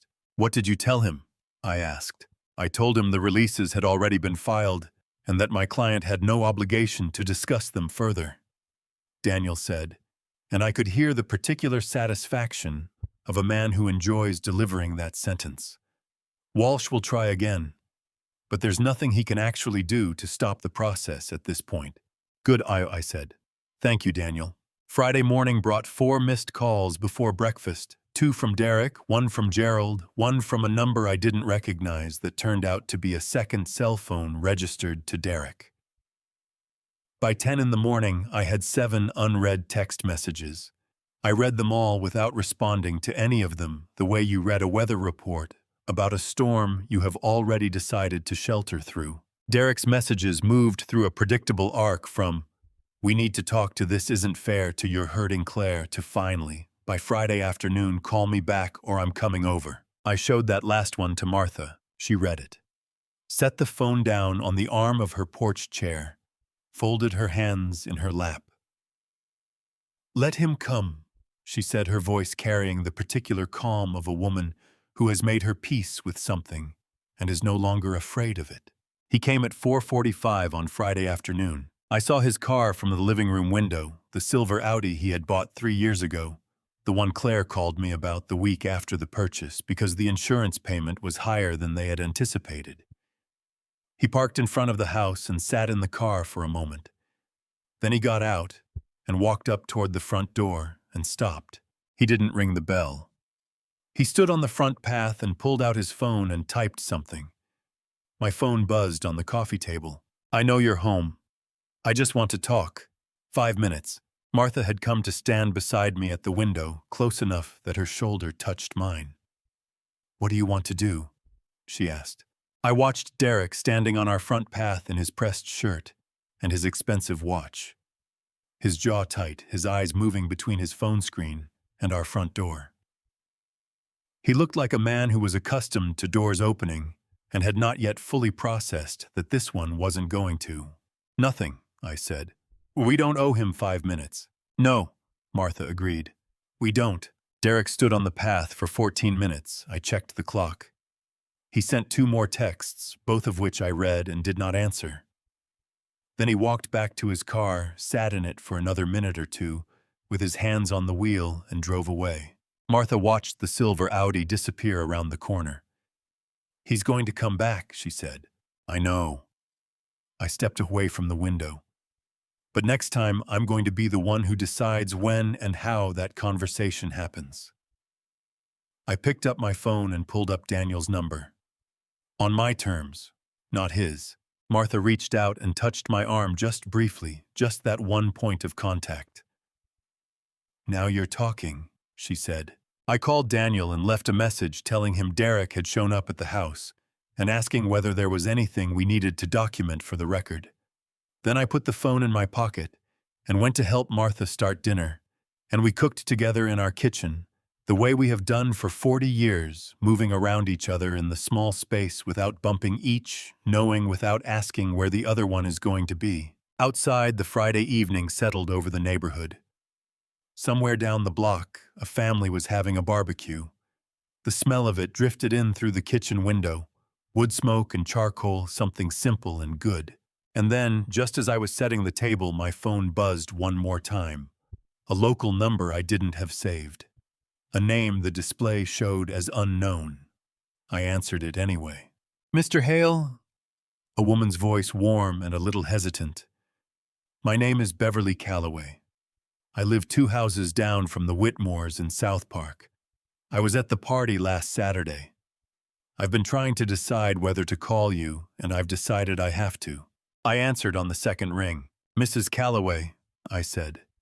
"Yes, I remember you. The Christmas party 2 years ago, you and your husband were near the fireplace." "That's right."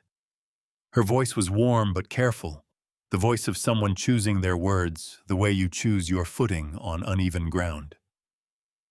"Mr. Hale, I want to start by saying that I debated making this call for 3 days. My husband told me to stay out of it, and I almost listened to him." "But you didn't," I said. "No, I didn't. Because what I saw at that party last Saturday was wrong. And what I've been watching happen from 2 houses away for years. I think you deserve to hear it." I walked from the kitchen to the back porch and sat down in the rocker, my phone pressed hard against my ear. Martha appeared in the doorway behind me, reading my posture, and quietly pulled up the other chair without being asked. "Tell me," I said to Beverly. "Tell me all of it." She took a breath. About 6 months ago, Gerald hosted one of his neighborhood barbecues. He does them every spring, big catered things, same crowd every year. My husband and I were there.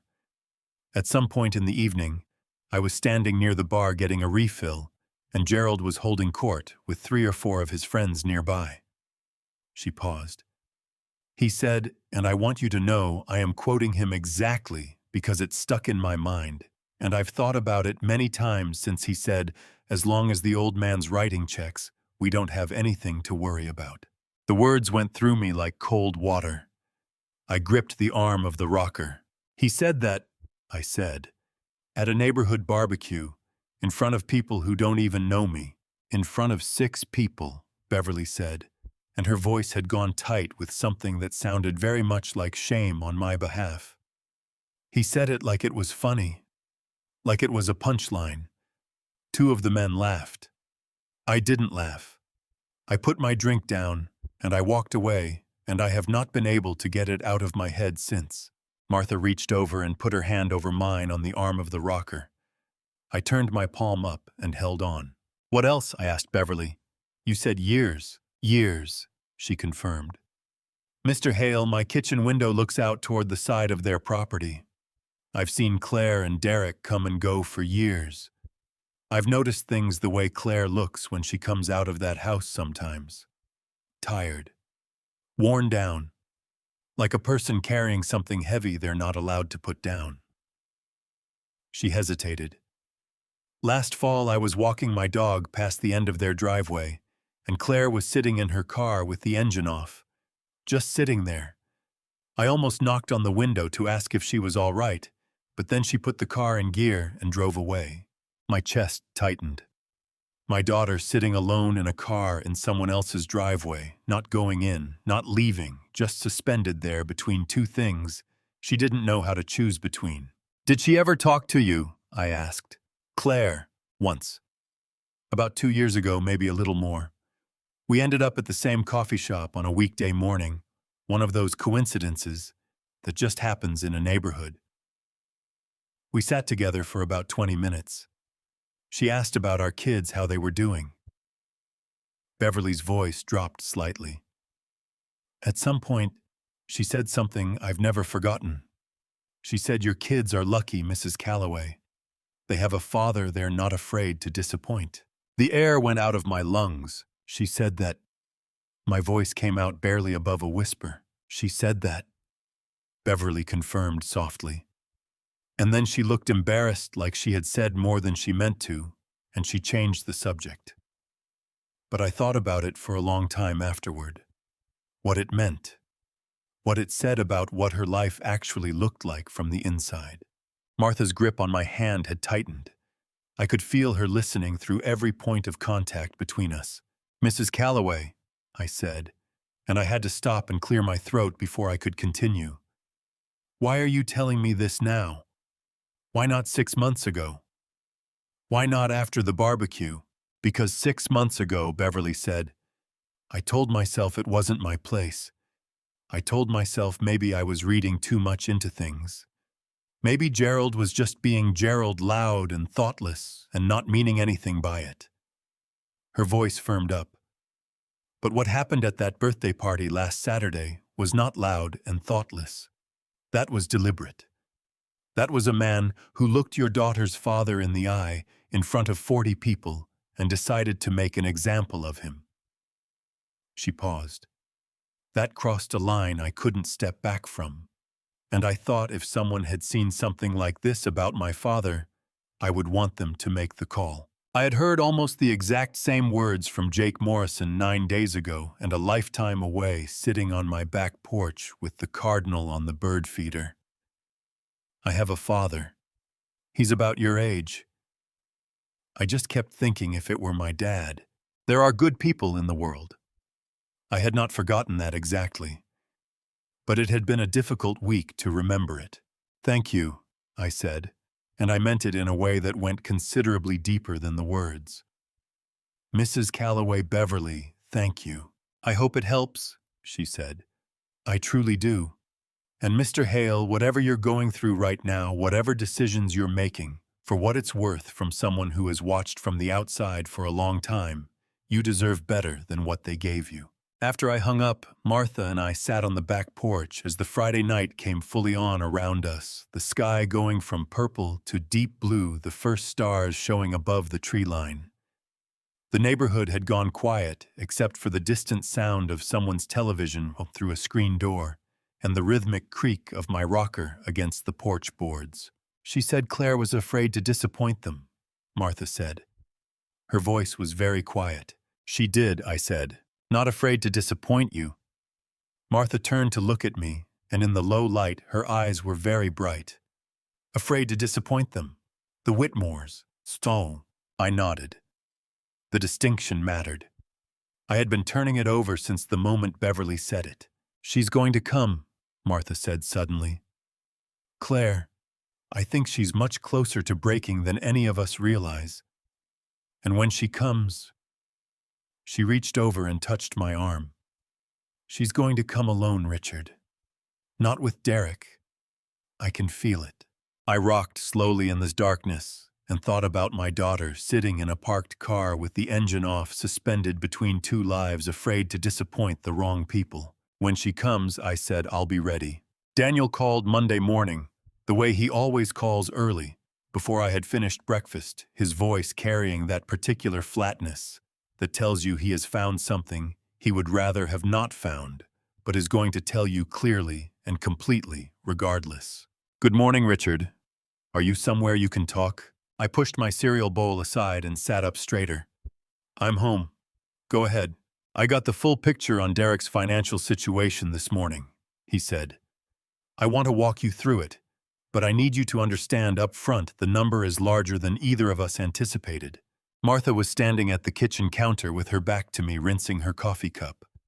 Something in my posture must have changed, because she turned around, read my face, and came to sit across from me without a word. Tell me, I said. Derek Whitmore currently carries total debt of approximately $1.3 million, Daniel said. Each word landed separately, and precisely the way Daniel delivers things he knows will require time to process. Broken into 3 categories. Credit card debt across 6 accounts, $280,000. A business loan on a venture he started 4 years ago that failed within 18 months, $680,000. And the personal loans, the ones that included your guarantor signature, $340,000. The kitchen was very quiet. The refrigerator hummed. Outside, a car passed slowly down the street. $1.3 million, I said. Yes. Martha's hand came across the table and covered mine. I turned my palm up and gripped her fingers. Daniel, I said carefully, the money I was sending every month, the transfers, were being used to service the minimum payments on the credit card accounts and the personal loans, Daniel said. Without your monthly transfers, those accounts have been past due for 3 weeks now. The lenders have begun collection contact. He paused. Which is why Derek has been calling you so insistently. He is not calling because he wants to apologize. He is calling because the machinery that was keeping him afloat has stopped, and he knows exactly who turned it off. I pressed my free hand flat against the kitchen table. The full weight of it settled into me like something physical, not shock, because some part of me had been building toward this understanding for 2 weeks. More like the final piece of a picture you have been assembling in the dark, and someone has finally turned on the light. He used my money to pay his debts, I said. Every month for years, Daniel confirmed. The transfers you thought were helping Claire with ordinary expenses, rent shortfalls, car repairs, the things she called you about, those were the surface layer. Underneath, Derek was using the monthly cushion your money provided to maintain minimum payments on debt he had accumulated and hidden from everyone, including Claire. Including Claire, I repeated. You're certain she didn't know the scale of it? Based on my review of what I can access, and I want to be careful here, because I can only see so much, the business loan, in particular, appears to have been opened and defaulted entirely outside her knowledge. The credit card accounts are more complicated. Some are joint, some are individual. Daniel's voice was measured and careful. My honest assessment is that Claire knew they were in some financial difficulty. I don't believe she knew she was married to a man sitting on $1.3 million of debt. Martha's fingers had tightened around mine so hard I could feel the individual pressure of each one. She was watching my face, her own expression, a complicated mixture of anger and something that looked underneath the anger very much like grief. "What happens now?" I asked Daniel. "To them, I mean, practically speaking. The lenders will continue collection efforts. If Derek cannot make payments, and without your transfers, the probability of that is high. The accounts go to collections or litigation. The business loan lender in particular is likely to move aggressively. Gerald Whitmore has already retained separate counsel, which suggests he is positioning himself to protect his own assets from Derek's creditors." Daniel paused. "The family unit is under significant financial and legal pressure.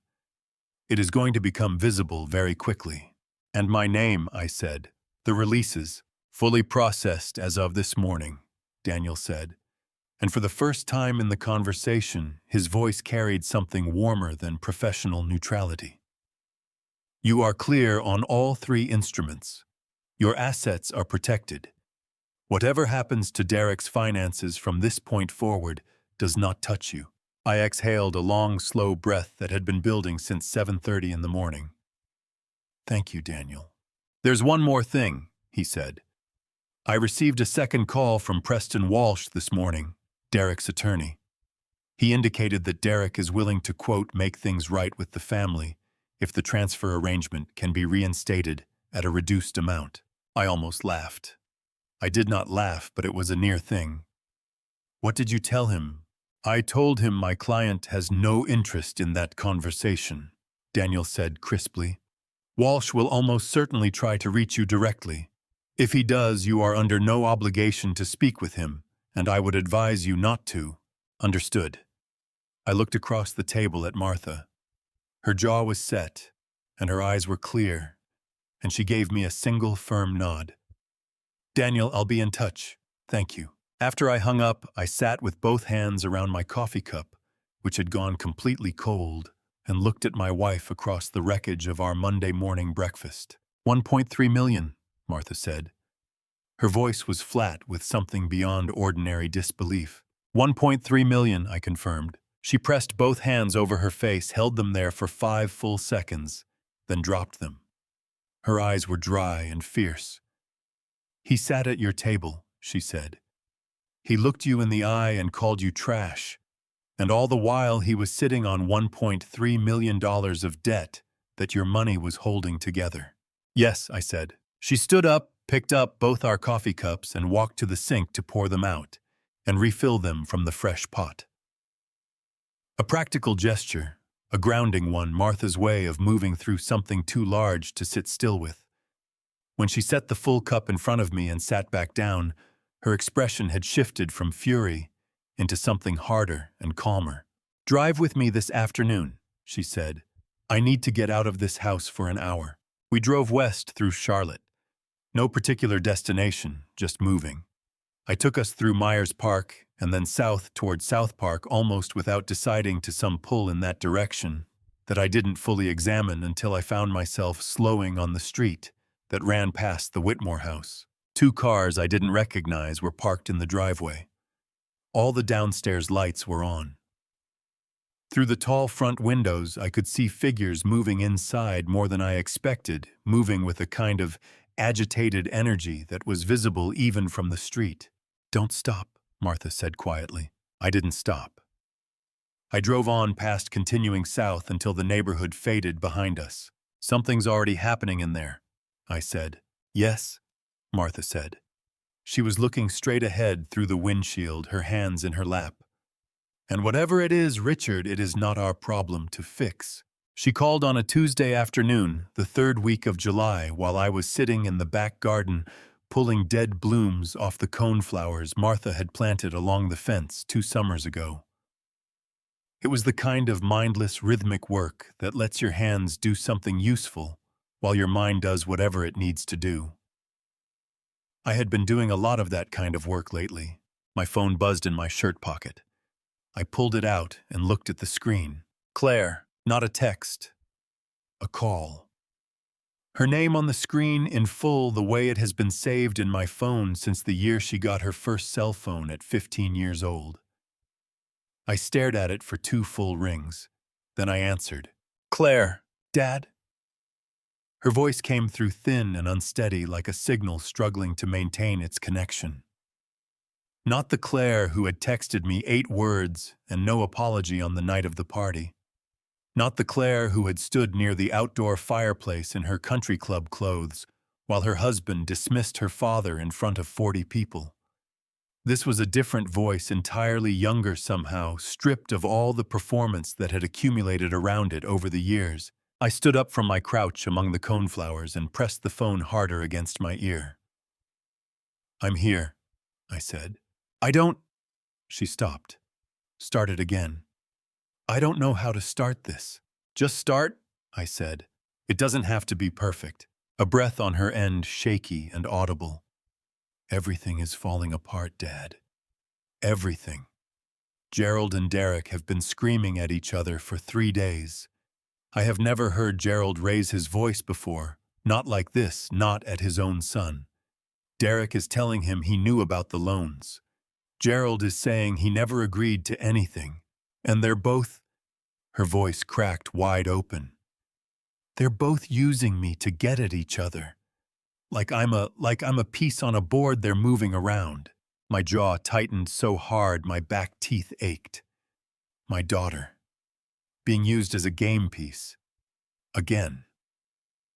Only this time by a different set of hands. Claire, I said carefully. Where are you right now? I'm in my car, she said. In the parking lot of a Whole Foods on Providence Road. I couldn't stay in that house 1 more minute. A sound that was half laugh, half sob escaped her. I've been sitting here for 40 minutes. The image of her hit me without warning. My daughter alone in a parking lot, engine probably running for the air conditioning, in the July heat, hiding from her own life, in the one place nobody would think to look for her. Something in my chest pulled tight and aching. Listen to me, I said. You don't have to go back in today if you're not ready. I have to go back eventually. Her voice dropped. Dad, Pamela, Derek's mother, she hired her own attorney this week. Separate from Gerald and Derek. She's moving to protect her personal assets. She told me on the phone that she's sorry, but she has to think about her own future. Another fractured sound. She said that to me. I'm married to her son, and she said she's sorry, but she has to think about her own future. I pressed my free hand flat against my sternum. Did you know? I asked. Before all this, did you know how much debt Derek was carrying? The pause lasted long enough that I could hear her breathing on the other end, slow and effortful, like someone measuring out what they can safely say. I knew things were tight, she said finally. He always said it was temporary. He always had an explanation. A deal that was about to close, a payment that was coming in something. Her voice broke on the last word. I believed him, Dad. I believed him for years. I know, I said. The business loan. She exhaled sharply, like the number still physically hurt her. $680,000. I didn't know that account existed. I found out 4 days ago from Gerald's attorney, who apparently thought I already knew. Her voice went very small. I didn't know. I walked slowly along the garden fence, one hand trailing along the top rail, the heat of the July afternoon pressing down from every direction. Claire, I said, I'm going to ask you something, and I need you to be honest with me. Okay, she said, a small, careful word. When Derek asked you to call me, the times he needed money, and he came to you instead of calling me directly, did you know why he did it that way? The silence on her end had a different quality this time. Not the silence of someone deciding whether to lie. The silence of someone finally deciding to stop. Yes, she said. Her voice was barely a whisper. He said you responded better when it came from me, that you'd say yes faster. A sob broke through the surface, raw and unguarded. I told myself it wasn't wrong, because the need was real, because we did need the money. I told myself it was just efficient. Another sob harder. Oh God, Dad. I told myself it was just efficient. My eyes were burning. Fully, undeniably burning. I stopped walking and stood still among the coneflowers with the phone pressed against my ear and let my daughter cry on the other end of the line without trying to fill it with anything. I'm so sorry, she managed between one sob and the next. I am so sorry. I know that's not enough. I know sorry doesn't. Claire, my voice came out steadier than I felt. I hear you. Are you... She caught herself, tried again. Are you angry? I thought about that honestly, the way she deserved me to. I'm hurt, I said, and I'm sad, but I'm not going to hang up on you. She cried harder at that, not the controlled, managed weeping of someone performing emotion, but the ugly, gasping kind that comes from somewhere real and deep and long-held. I stayed on the line and let her. When she finally came back, her voice was raw and hollowed out and somehow cleaner for it. I just needed to hear your voice, she said. I needed to know you were still there. I'm here, I said. The same words I had said at the beginning, but they meant something different now. Claire, when you're ready, when you can talk to me honestly and fully, I'm here for that conversation. But it has to be honest, all the way through. I know, she said. I know it does. After we hung up, I stood in the garden for a long time, with the phone in my hand, and the afternoon heat on my shoulders, and the coneflowers nodding slightly in a breeze I could barely feel. Then I went inside, walked to my study, and took the small blue notebook off the desk. I carried it to the chair by the window and sat with it in my lap without opening it. I didn't need to read it. I just needed to hold it and think about what came next. She showed up on a Thursday afternoon in the first week of August, the kind of afternoon where the Carolina heat has settled into something permanent and heavy, the kind that makes even the shade feel like it costs something. Martha had called me the night before to ask if Claire could come by. I said yes without hesitating. Then I suggested to Martha that we run the hardware store errand we had been putting off all week, the one involving a new latch for the garden gate and a bag of mulch for the back beds. Martha had looked at me steadily when I said that.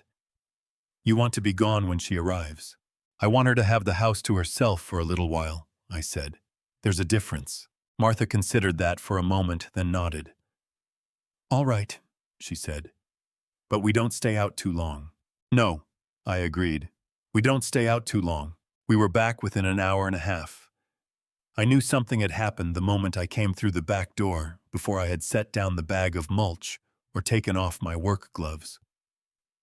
Martha was standing in the kitchen doorway, with her arms crossed and an expression on her face that I can only describe as careful, the look of a woman who has witnessed something significant and is deciding how to hand it to me. She's in the living room, Martha said quietly. She found the notebook, Richard. I set the mulch down slowly. The blue one. Yes. Martha uncrossed her arms and put one hand on my arm just briefly, just enough. Go in, but gently. I pushed through the kitchen into the hallway and turned into the living room doorway. Claire was sitting on the sofa with the small blue notebook in her hands, closed now held against her chest, with both arms wrapped around it, the way a child holds something they are afraid someone will take away. Her eyes were red and swollen nearly shut, her face tracked with the evidence of crying that had gone on for some time and had not entirely stopped. When she looked up and saw me standing in the doorway, her chin crumpled, and fresh tears spilled over before she could do anything about them. Dad, she said. That was all. Just that one word, but the weight of everything she meant by it came through so clearly it nearly put me on my knees. I crossed the room and sat down beside her on the sofa. Not across from her, beside her, the way you sit with someone when the distance between chairs would be too much to bear. Martha told me you found it, I said. She nodded, pressing her lips together so hard they went white. She looked down at the notebook in her arms. I was waiting for you and I saw it on the desk. I didn't mean to. She stopped, swallowed hard. I opened it, and I started reading, and I couldn't stop. It's all right, I said. It is not all right. Her voice broke on the last word, fierce and self-directed, the anger of someone who has finally stopped aiming it at the wrong target. Dad, I've been reading your handwriting for 45 minutes. Every single entry. She loosened her grip on the notebook and held it out toward me, open to a page somewhere in the middle. Her hand was trembling. This one. Read this one. I took the notebook from her shaking hands and looked at the page she had opened to. My own handwriting from 4 years ago. Claire called. Sounds tired.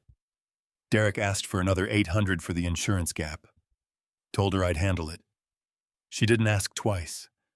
I don't think she knows I do this every time, say yes before she has to ask again. I don't want her to have to ask twice for anything. Claire made a sound beside me that I will not forget for as long as I live. A low, broken, agonized sound from somewhere deep in her chest, the sound of someone reading the full cost of what they allowed to happen and feeling every dollar of it at once. You didn't want me to have to ask twice, she said, her voice disintegrating. You were worried about me having to ask twice. And I was... She pressed both hands over her face, her shoulders heaving. Dad, I was calling you because Derek told me to. Because he said you'd say yes faster if it came from me. And you were just sitting there loving me. Just loving me through all of it. I put my arm around her shoulders. She turned into me the way she used to when she was small, completely without reservation. Her face against my shoulder, both hands gripping the front of my shirt. She sobbed in a way that had no performance in it, no management. Nothing held back. Just the full, raw, undisguised grief of a woman who has seen something clearly for the first time and cannot unsee it. I knew, she cried into my shoulder. I knew something was wrong. I told myself I didn't, but I knew. Every time I called you, I knew, and I did it anyway. And I am so, Dad, I am so sorry. I am so sorry. My eyes were burning again, and this time I did not blink it away. I held my daughter, and I let her cry, and I pressed my cheek against the top of her head, the way I did when she was 4 years old and had skinned her knee on the driveway. Claire, I said when the worst of it had passed, and her breathing had begun to slow. Look at me. She pulled back enough to look up at me, her face a wreck of grief and mascara. And something else, something that looked underneath all of it, like the beginning of solid ground. I love you, I said. That does not change. It has never changed. But things between us, the way things have worked, that has to change. You understand that? Yes. Her voice was rough and thick and absolutely certain. Yes, I understand. When you're ready to have that conversation, the full one all the way through, I'm here for it. I looked at her steadily. But it has to be on honest ground. Everything on the table. She nodded, wiping her face with the back of her hand, pulling herself back toward herself, one breath at a time. She looked down at the blue notebook still in my lap. Can I ask you something? Ask. Her voice dropped to something very quiet. The last entry, after the party, it said, she pressed her lips together. It said July 14th. Claire didn't say a word. I drove home holding Martha's hand. I think I finally understand. She looked up at me. What did you finally understand? I looked at my daughter's wrecked, hopeful, terrified face and took my time answering. That I had been giving you my love, I said slowly, in a language that had been intercepted, and that it was time to find a way to speak to you directly. Claire's face crumpled again, but differently this time. Not with grief, with something that looked cautiously and tentatively, and with a long way still to go, like the first breath of relief. The coffee Martha set on the counter had gone cold by the time I heard their car pull into the driveway. I didn't rush to the window. I'd spent 3 weeks preparing for this, sorting bank statements, printing spreadsheets, organizing every receipt Daniel had pulled, and now that the moment was here, my hands were steadier than I expected. "They're here," Martha said from the hallway, her voice tight as a coiled spring. "I know," I said. "Leave the front door open." She looked at me, then straightened her spine and lifted her chin the way she does when she's decided to be brave. I loved her for it. The knock came at 9:03 a.m. Claire stepped in first, wearing a pale gray blouse I'd never seen before, her eyes already red-rimmed, like she'd been crying on the drive over. Derek followed half a step behind. Jaw set, arched hands tucked into the pockets of his khaki slacks. His eyes swept the dining table, every inch of it covered in documents, folders, spreadsheets, the printed video transcript, and the blue ledger I'd kept for a decade. His eyes narrowed. "What is all of this?" "Sit down," I said, not harshly, just clearly. Claire reached for a chair immediately. Derek didn't move. He glanced at Claire, then at Martha in the doorway, with her arms crossed, then back at me. "Richard, I think we should talk first before—" "We are talking," I said. "Sit down, Derek." He sat. I set the first folder flat in front of them, the summary ledger color-coded by year, compiled by Daniel Crawford. Derek's jaw tightened the moment he recognized the bank account numbers. 10 years, I said, resting my hand on the folder. 10 years of transfers. I want to walk you through every single one. "Dad," Claire's voice cracked. "Let me finish, sweetheart. You'll have your turn, I promise." I opened to the first tab. Claire's college tuition, $48,000 over 3 semesters. I slid it across. Derek reached for his phone. Martha said, "Don't," and he set it face down. "Page 2, I continued. "The down payment on your house, $35,000. Wired in 2 installments because you said the closing date moved up." I looked at Derek. "You remember that weekend?" His upper lip twitched. "That was a loan. We intended—" "There's no paperwork," I said. Daniel looked. "Nothing signed. Legally, it's a gift, but we both know it wasn't offered as one." Claire pressed her fingers to her mouth. Her shoulders began to shake. "Medical expenses," I went on. $67,000 over 4 years. The 2021 incident when insurance didn't cover the full amount, when I got a call at 7 in the morning and didn't ask questions. I just sent it. "Dad, I didn't know all of this came from you," Claire said, her voice breaking. "Derek told me his parents were helping." "I know what Derek told you." I said it gently, but I didn't soften the edge. Page 4. I slid the spreadsheet Daniel had marked in red. Gerald Whitmore's personal account. Pool construction, $28,000. Imported furniture, $31,000. Landscape redesign, $18,000. Down payment upgrade, $12,000. Claire's hands flew to cover her face. "That's the villa," Martha said from the doorway, her voice controlled, but her eyes wet. "Our money built that villa, Claire. The one your in-laws throw parties in." "I didn't know." Claire looked up at Derek, eyes blazing through the tears. "Did you know?" Derek shifted in his seat. "Claire, this is between your father and me." "Answer me!" Her voice climbed sharp as a blade. "Did you know our house was built with my father's money?" His knuckles went white on the table's edge. He didn't answer. That was answer enough. "The guarantees," I said, reaching for the third folder. 3 of them, signed by me once in a restaurant, once at Christmas dinner, once after Claire's surgery, when I wasn't thinking clearly. 3 loans, totaling $340,000. My name on every line. "My attorney has already filed," Derek started. "I know," I said. "Daniel removed my name 2 weeks ago, You don't have my signature to lean on anymore. Derek's face went red, then pale, the color draining like water from a glass. And the video, I said. I turned the laptop toward them.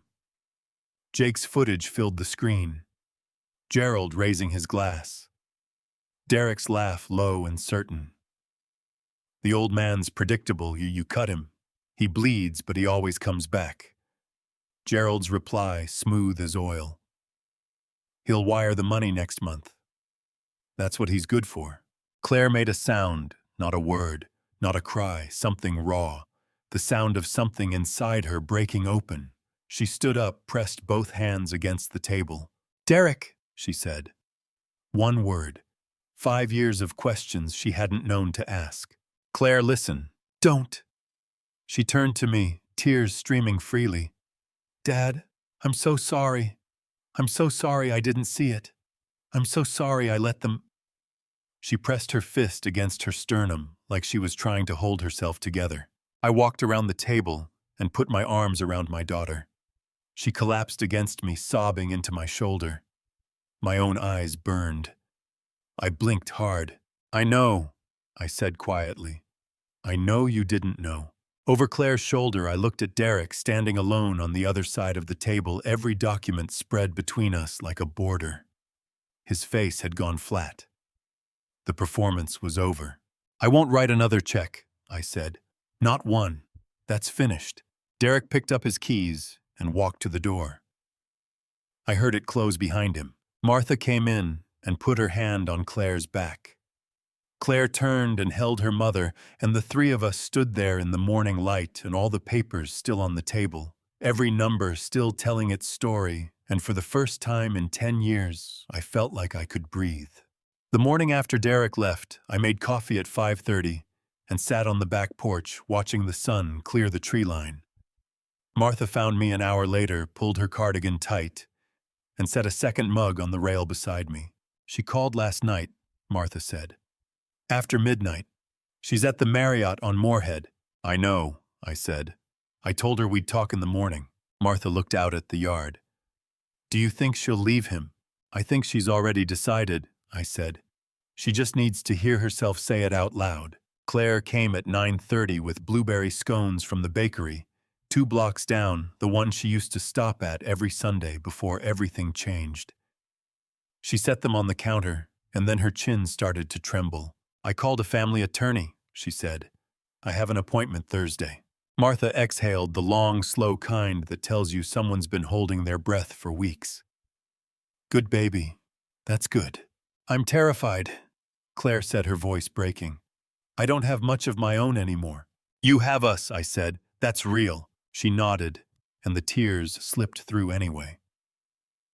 I handed her a paper towel because there were no tissues on the counter, and she laughed in spite of herself, small and wet, and I felt something loosen in my chest. By September, Daniel had confirmed my name was fully removed from all 3 loan guarantees. Derek's creditors began formal collection. The Whitmore villa, built with my pool money, my furniture money, my landscaping money, was listed for sale. Gerald and Pamela's arguments over who was responsible grew loud enough that neighbors on Fernwood Lane started avoiding the street on Sunday afternoons. Claire filed for divorce on October 2nd. The settlement was modest. She walked away with her car, her savings, and not much else. She didn't pretend otherwise. She moved into a 1-bedroom apartment on the east side of Charlotte. Martha and I helped carry boxes, 4 trips in my truck. When we finished, the 3 of us stood in her empty living room, and Claire looked at the bare walls and the afternoon light coming through the windows. "It looks like a beginning," she said. "It is," Martha said, and meant it completely. Christmas was just the 3 of us. No performance, no pretense. Claire brought sweet potato pie, Martha made green bean casserole, and I carved a turkey too large for 3 people, but perfect anyway. Somewhere between the wine and the mockingbird, and whether scones were better warm or cold, Martha mentioned Alaska. I booked 2 tickets on December 27th. Anchorage, Denali, the Kenai Peninsula. Neither of us had ever been west of Denver. The night before we left, I closed the Blue Ledger for the last time, and set it on the shelf between my father's dictionary and my mother's recipe box. Then I went upstairs where Martha was already packing, humming something soft. "Ready?" she asked. I sat on the edge of the bed and watched her fold a wool sweater with the careful attention she gives to things that matter. "Yeah," I said. "I think I finally am." On the plane to Alaska, somewhere over the Rockies, Martha fell asleep against my shoulder. I looked out the window at the clouds below us, white and endless, and I thought about everything that had happened in the past 6 months. People sometimes ask me if I have regrets. Honestly, I regret staying quiet too long. I gave money freely, but I never gave honesty freely enough not to Claire, not even to myself. I kept thinking love meant saying yes. It doesn't. Love means saying this is the truth and I'm telling you because you deserve to hear it. If I could say one thing to anyone carrying a weight like mine, please don't do what I did. Don't let years pass before you open that safe. Don't mistake silence for peace. Your dignity is not a gift you owe to people who stopped earning it. I believe God gave me those 10 years not to break me, but to show me exactly who I was and who I still had the strength to become. That was enough. These are the stories I carry now, not with bitterness, but with clarity. This has been one of many grandpa stories I will carry with me for the rest of my life. A family story that taught me more than any lesson I could have planned. If your own family story moves even a little when you hear mine, if something in these grandpa stories sounds familiar, then this grandpa story was worth every word. If this family story touched your heart, leave a comment. Below your words mean more than you know. Share this with someone who needs to hear it. And if you haven't already, consider joining this channel so you never miss what comes next. Thank you truly for staying until the very end. And one last thing before you go, the stories ahead contain some fictional elements crafted purely with the hope of offering something meaningful. If that's not the kind of content you're looking for, no hard feelings, find what speaks to you. But if you're staying, I'm glad. See you in the next one.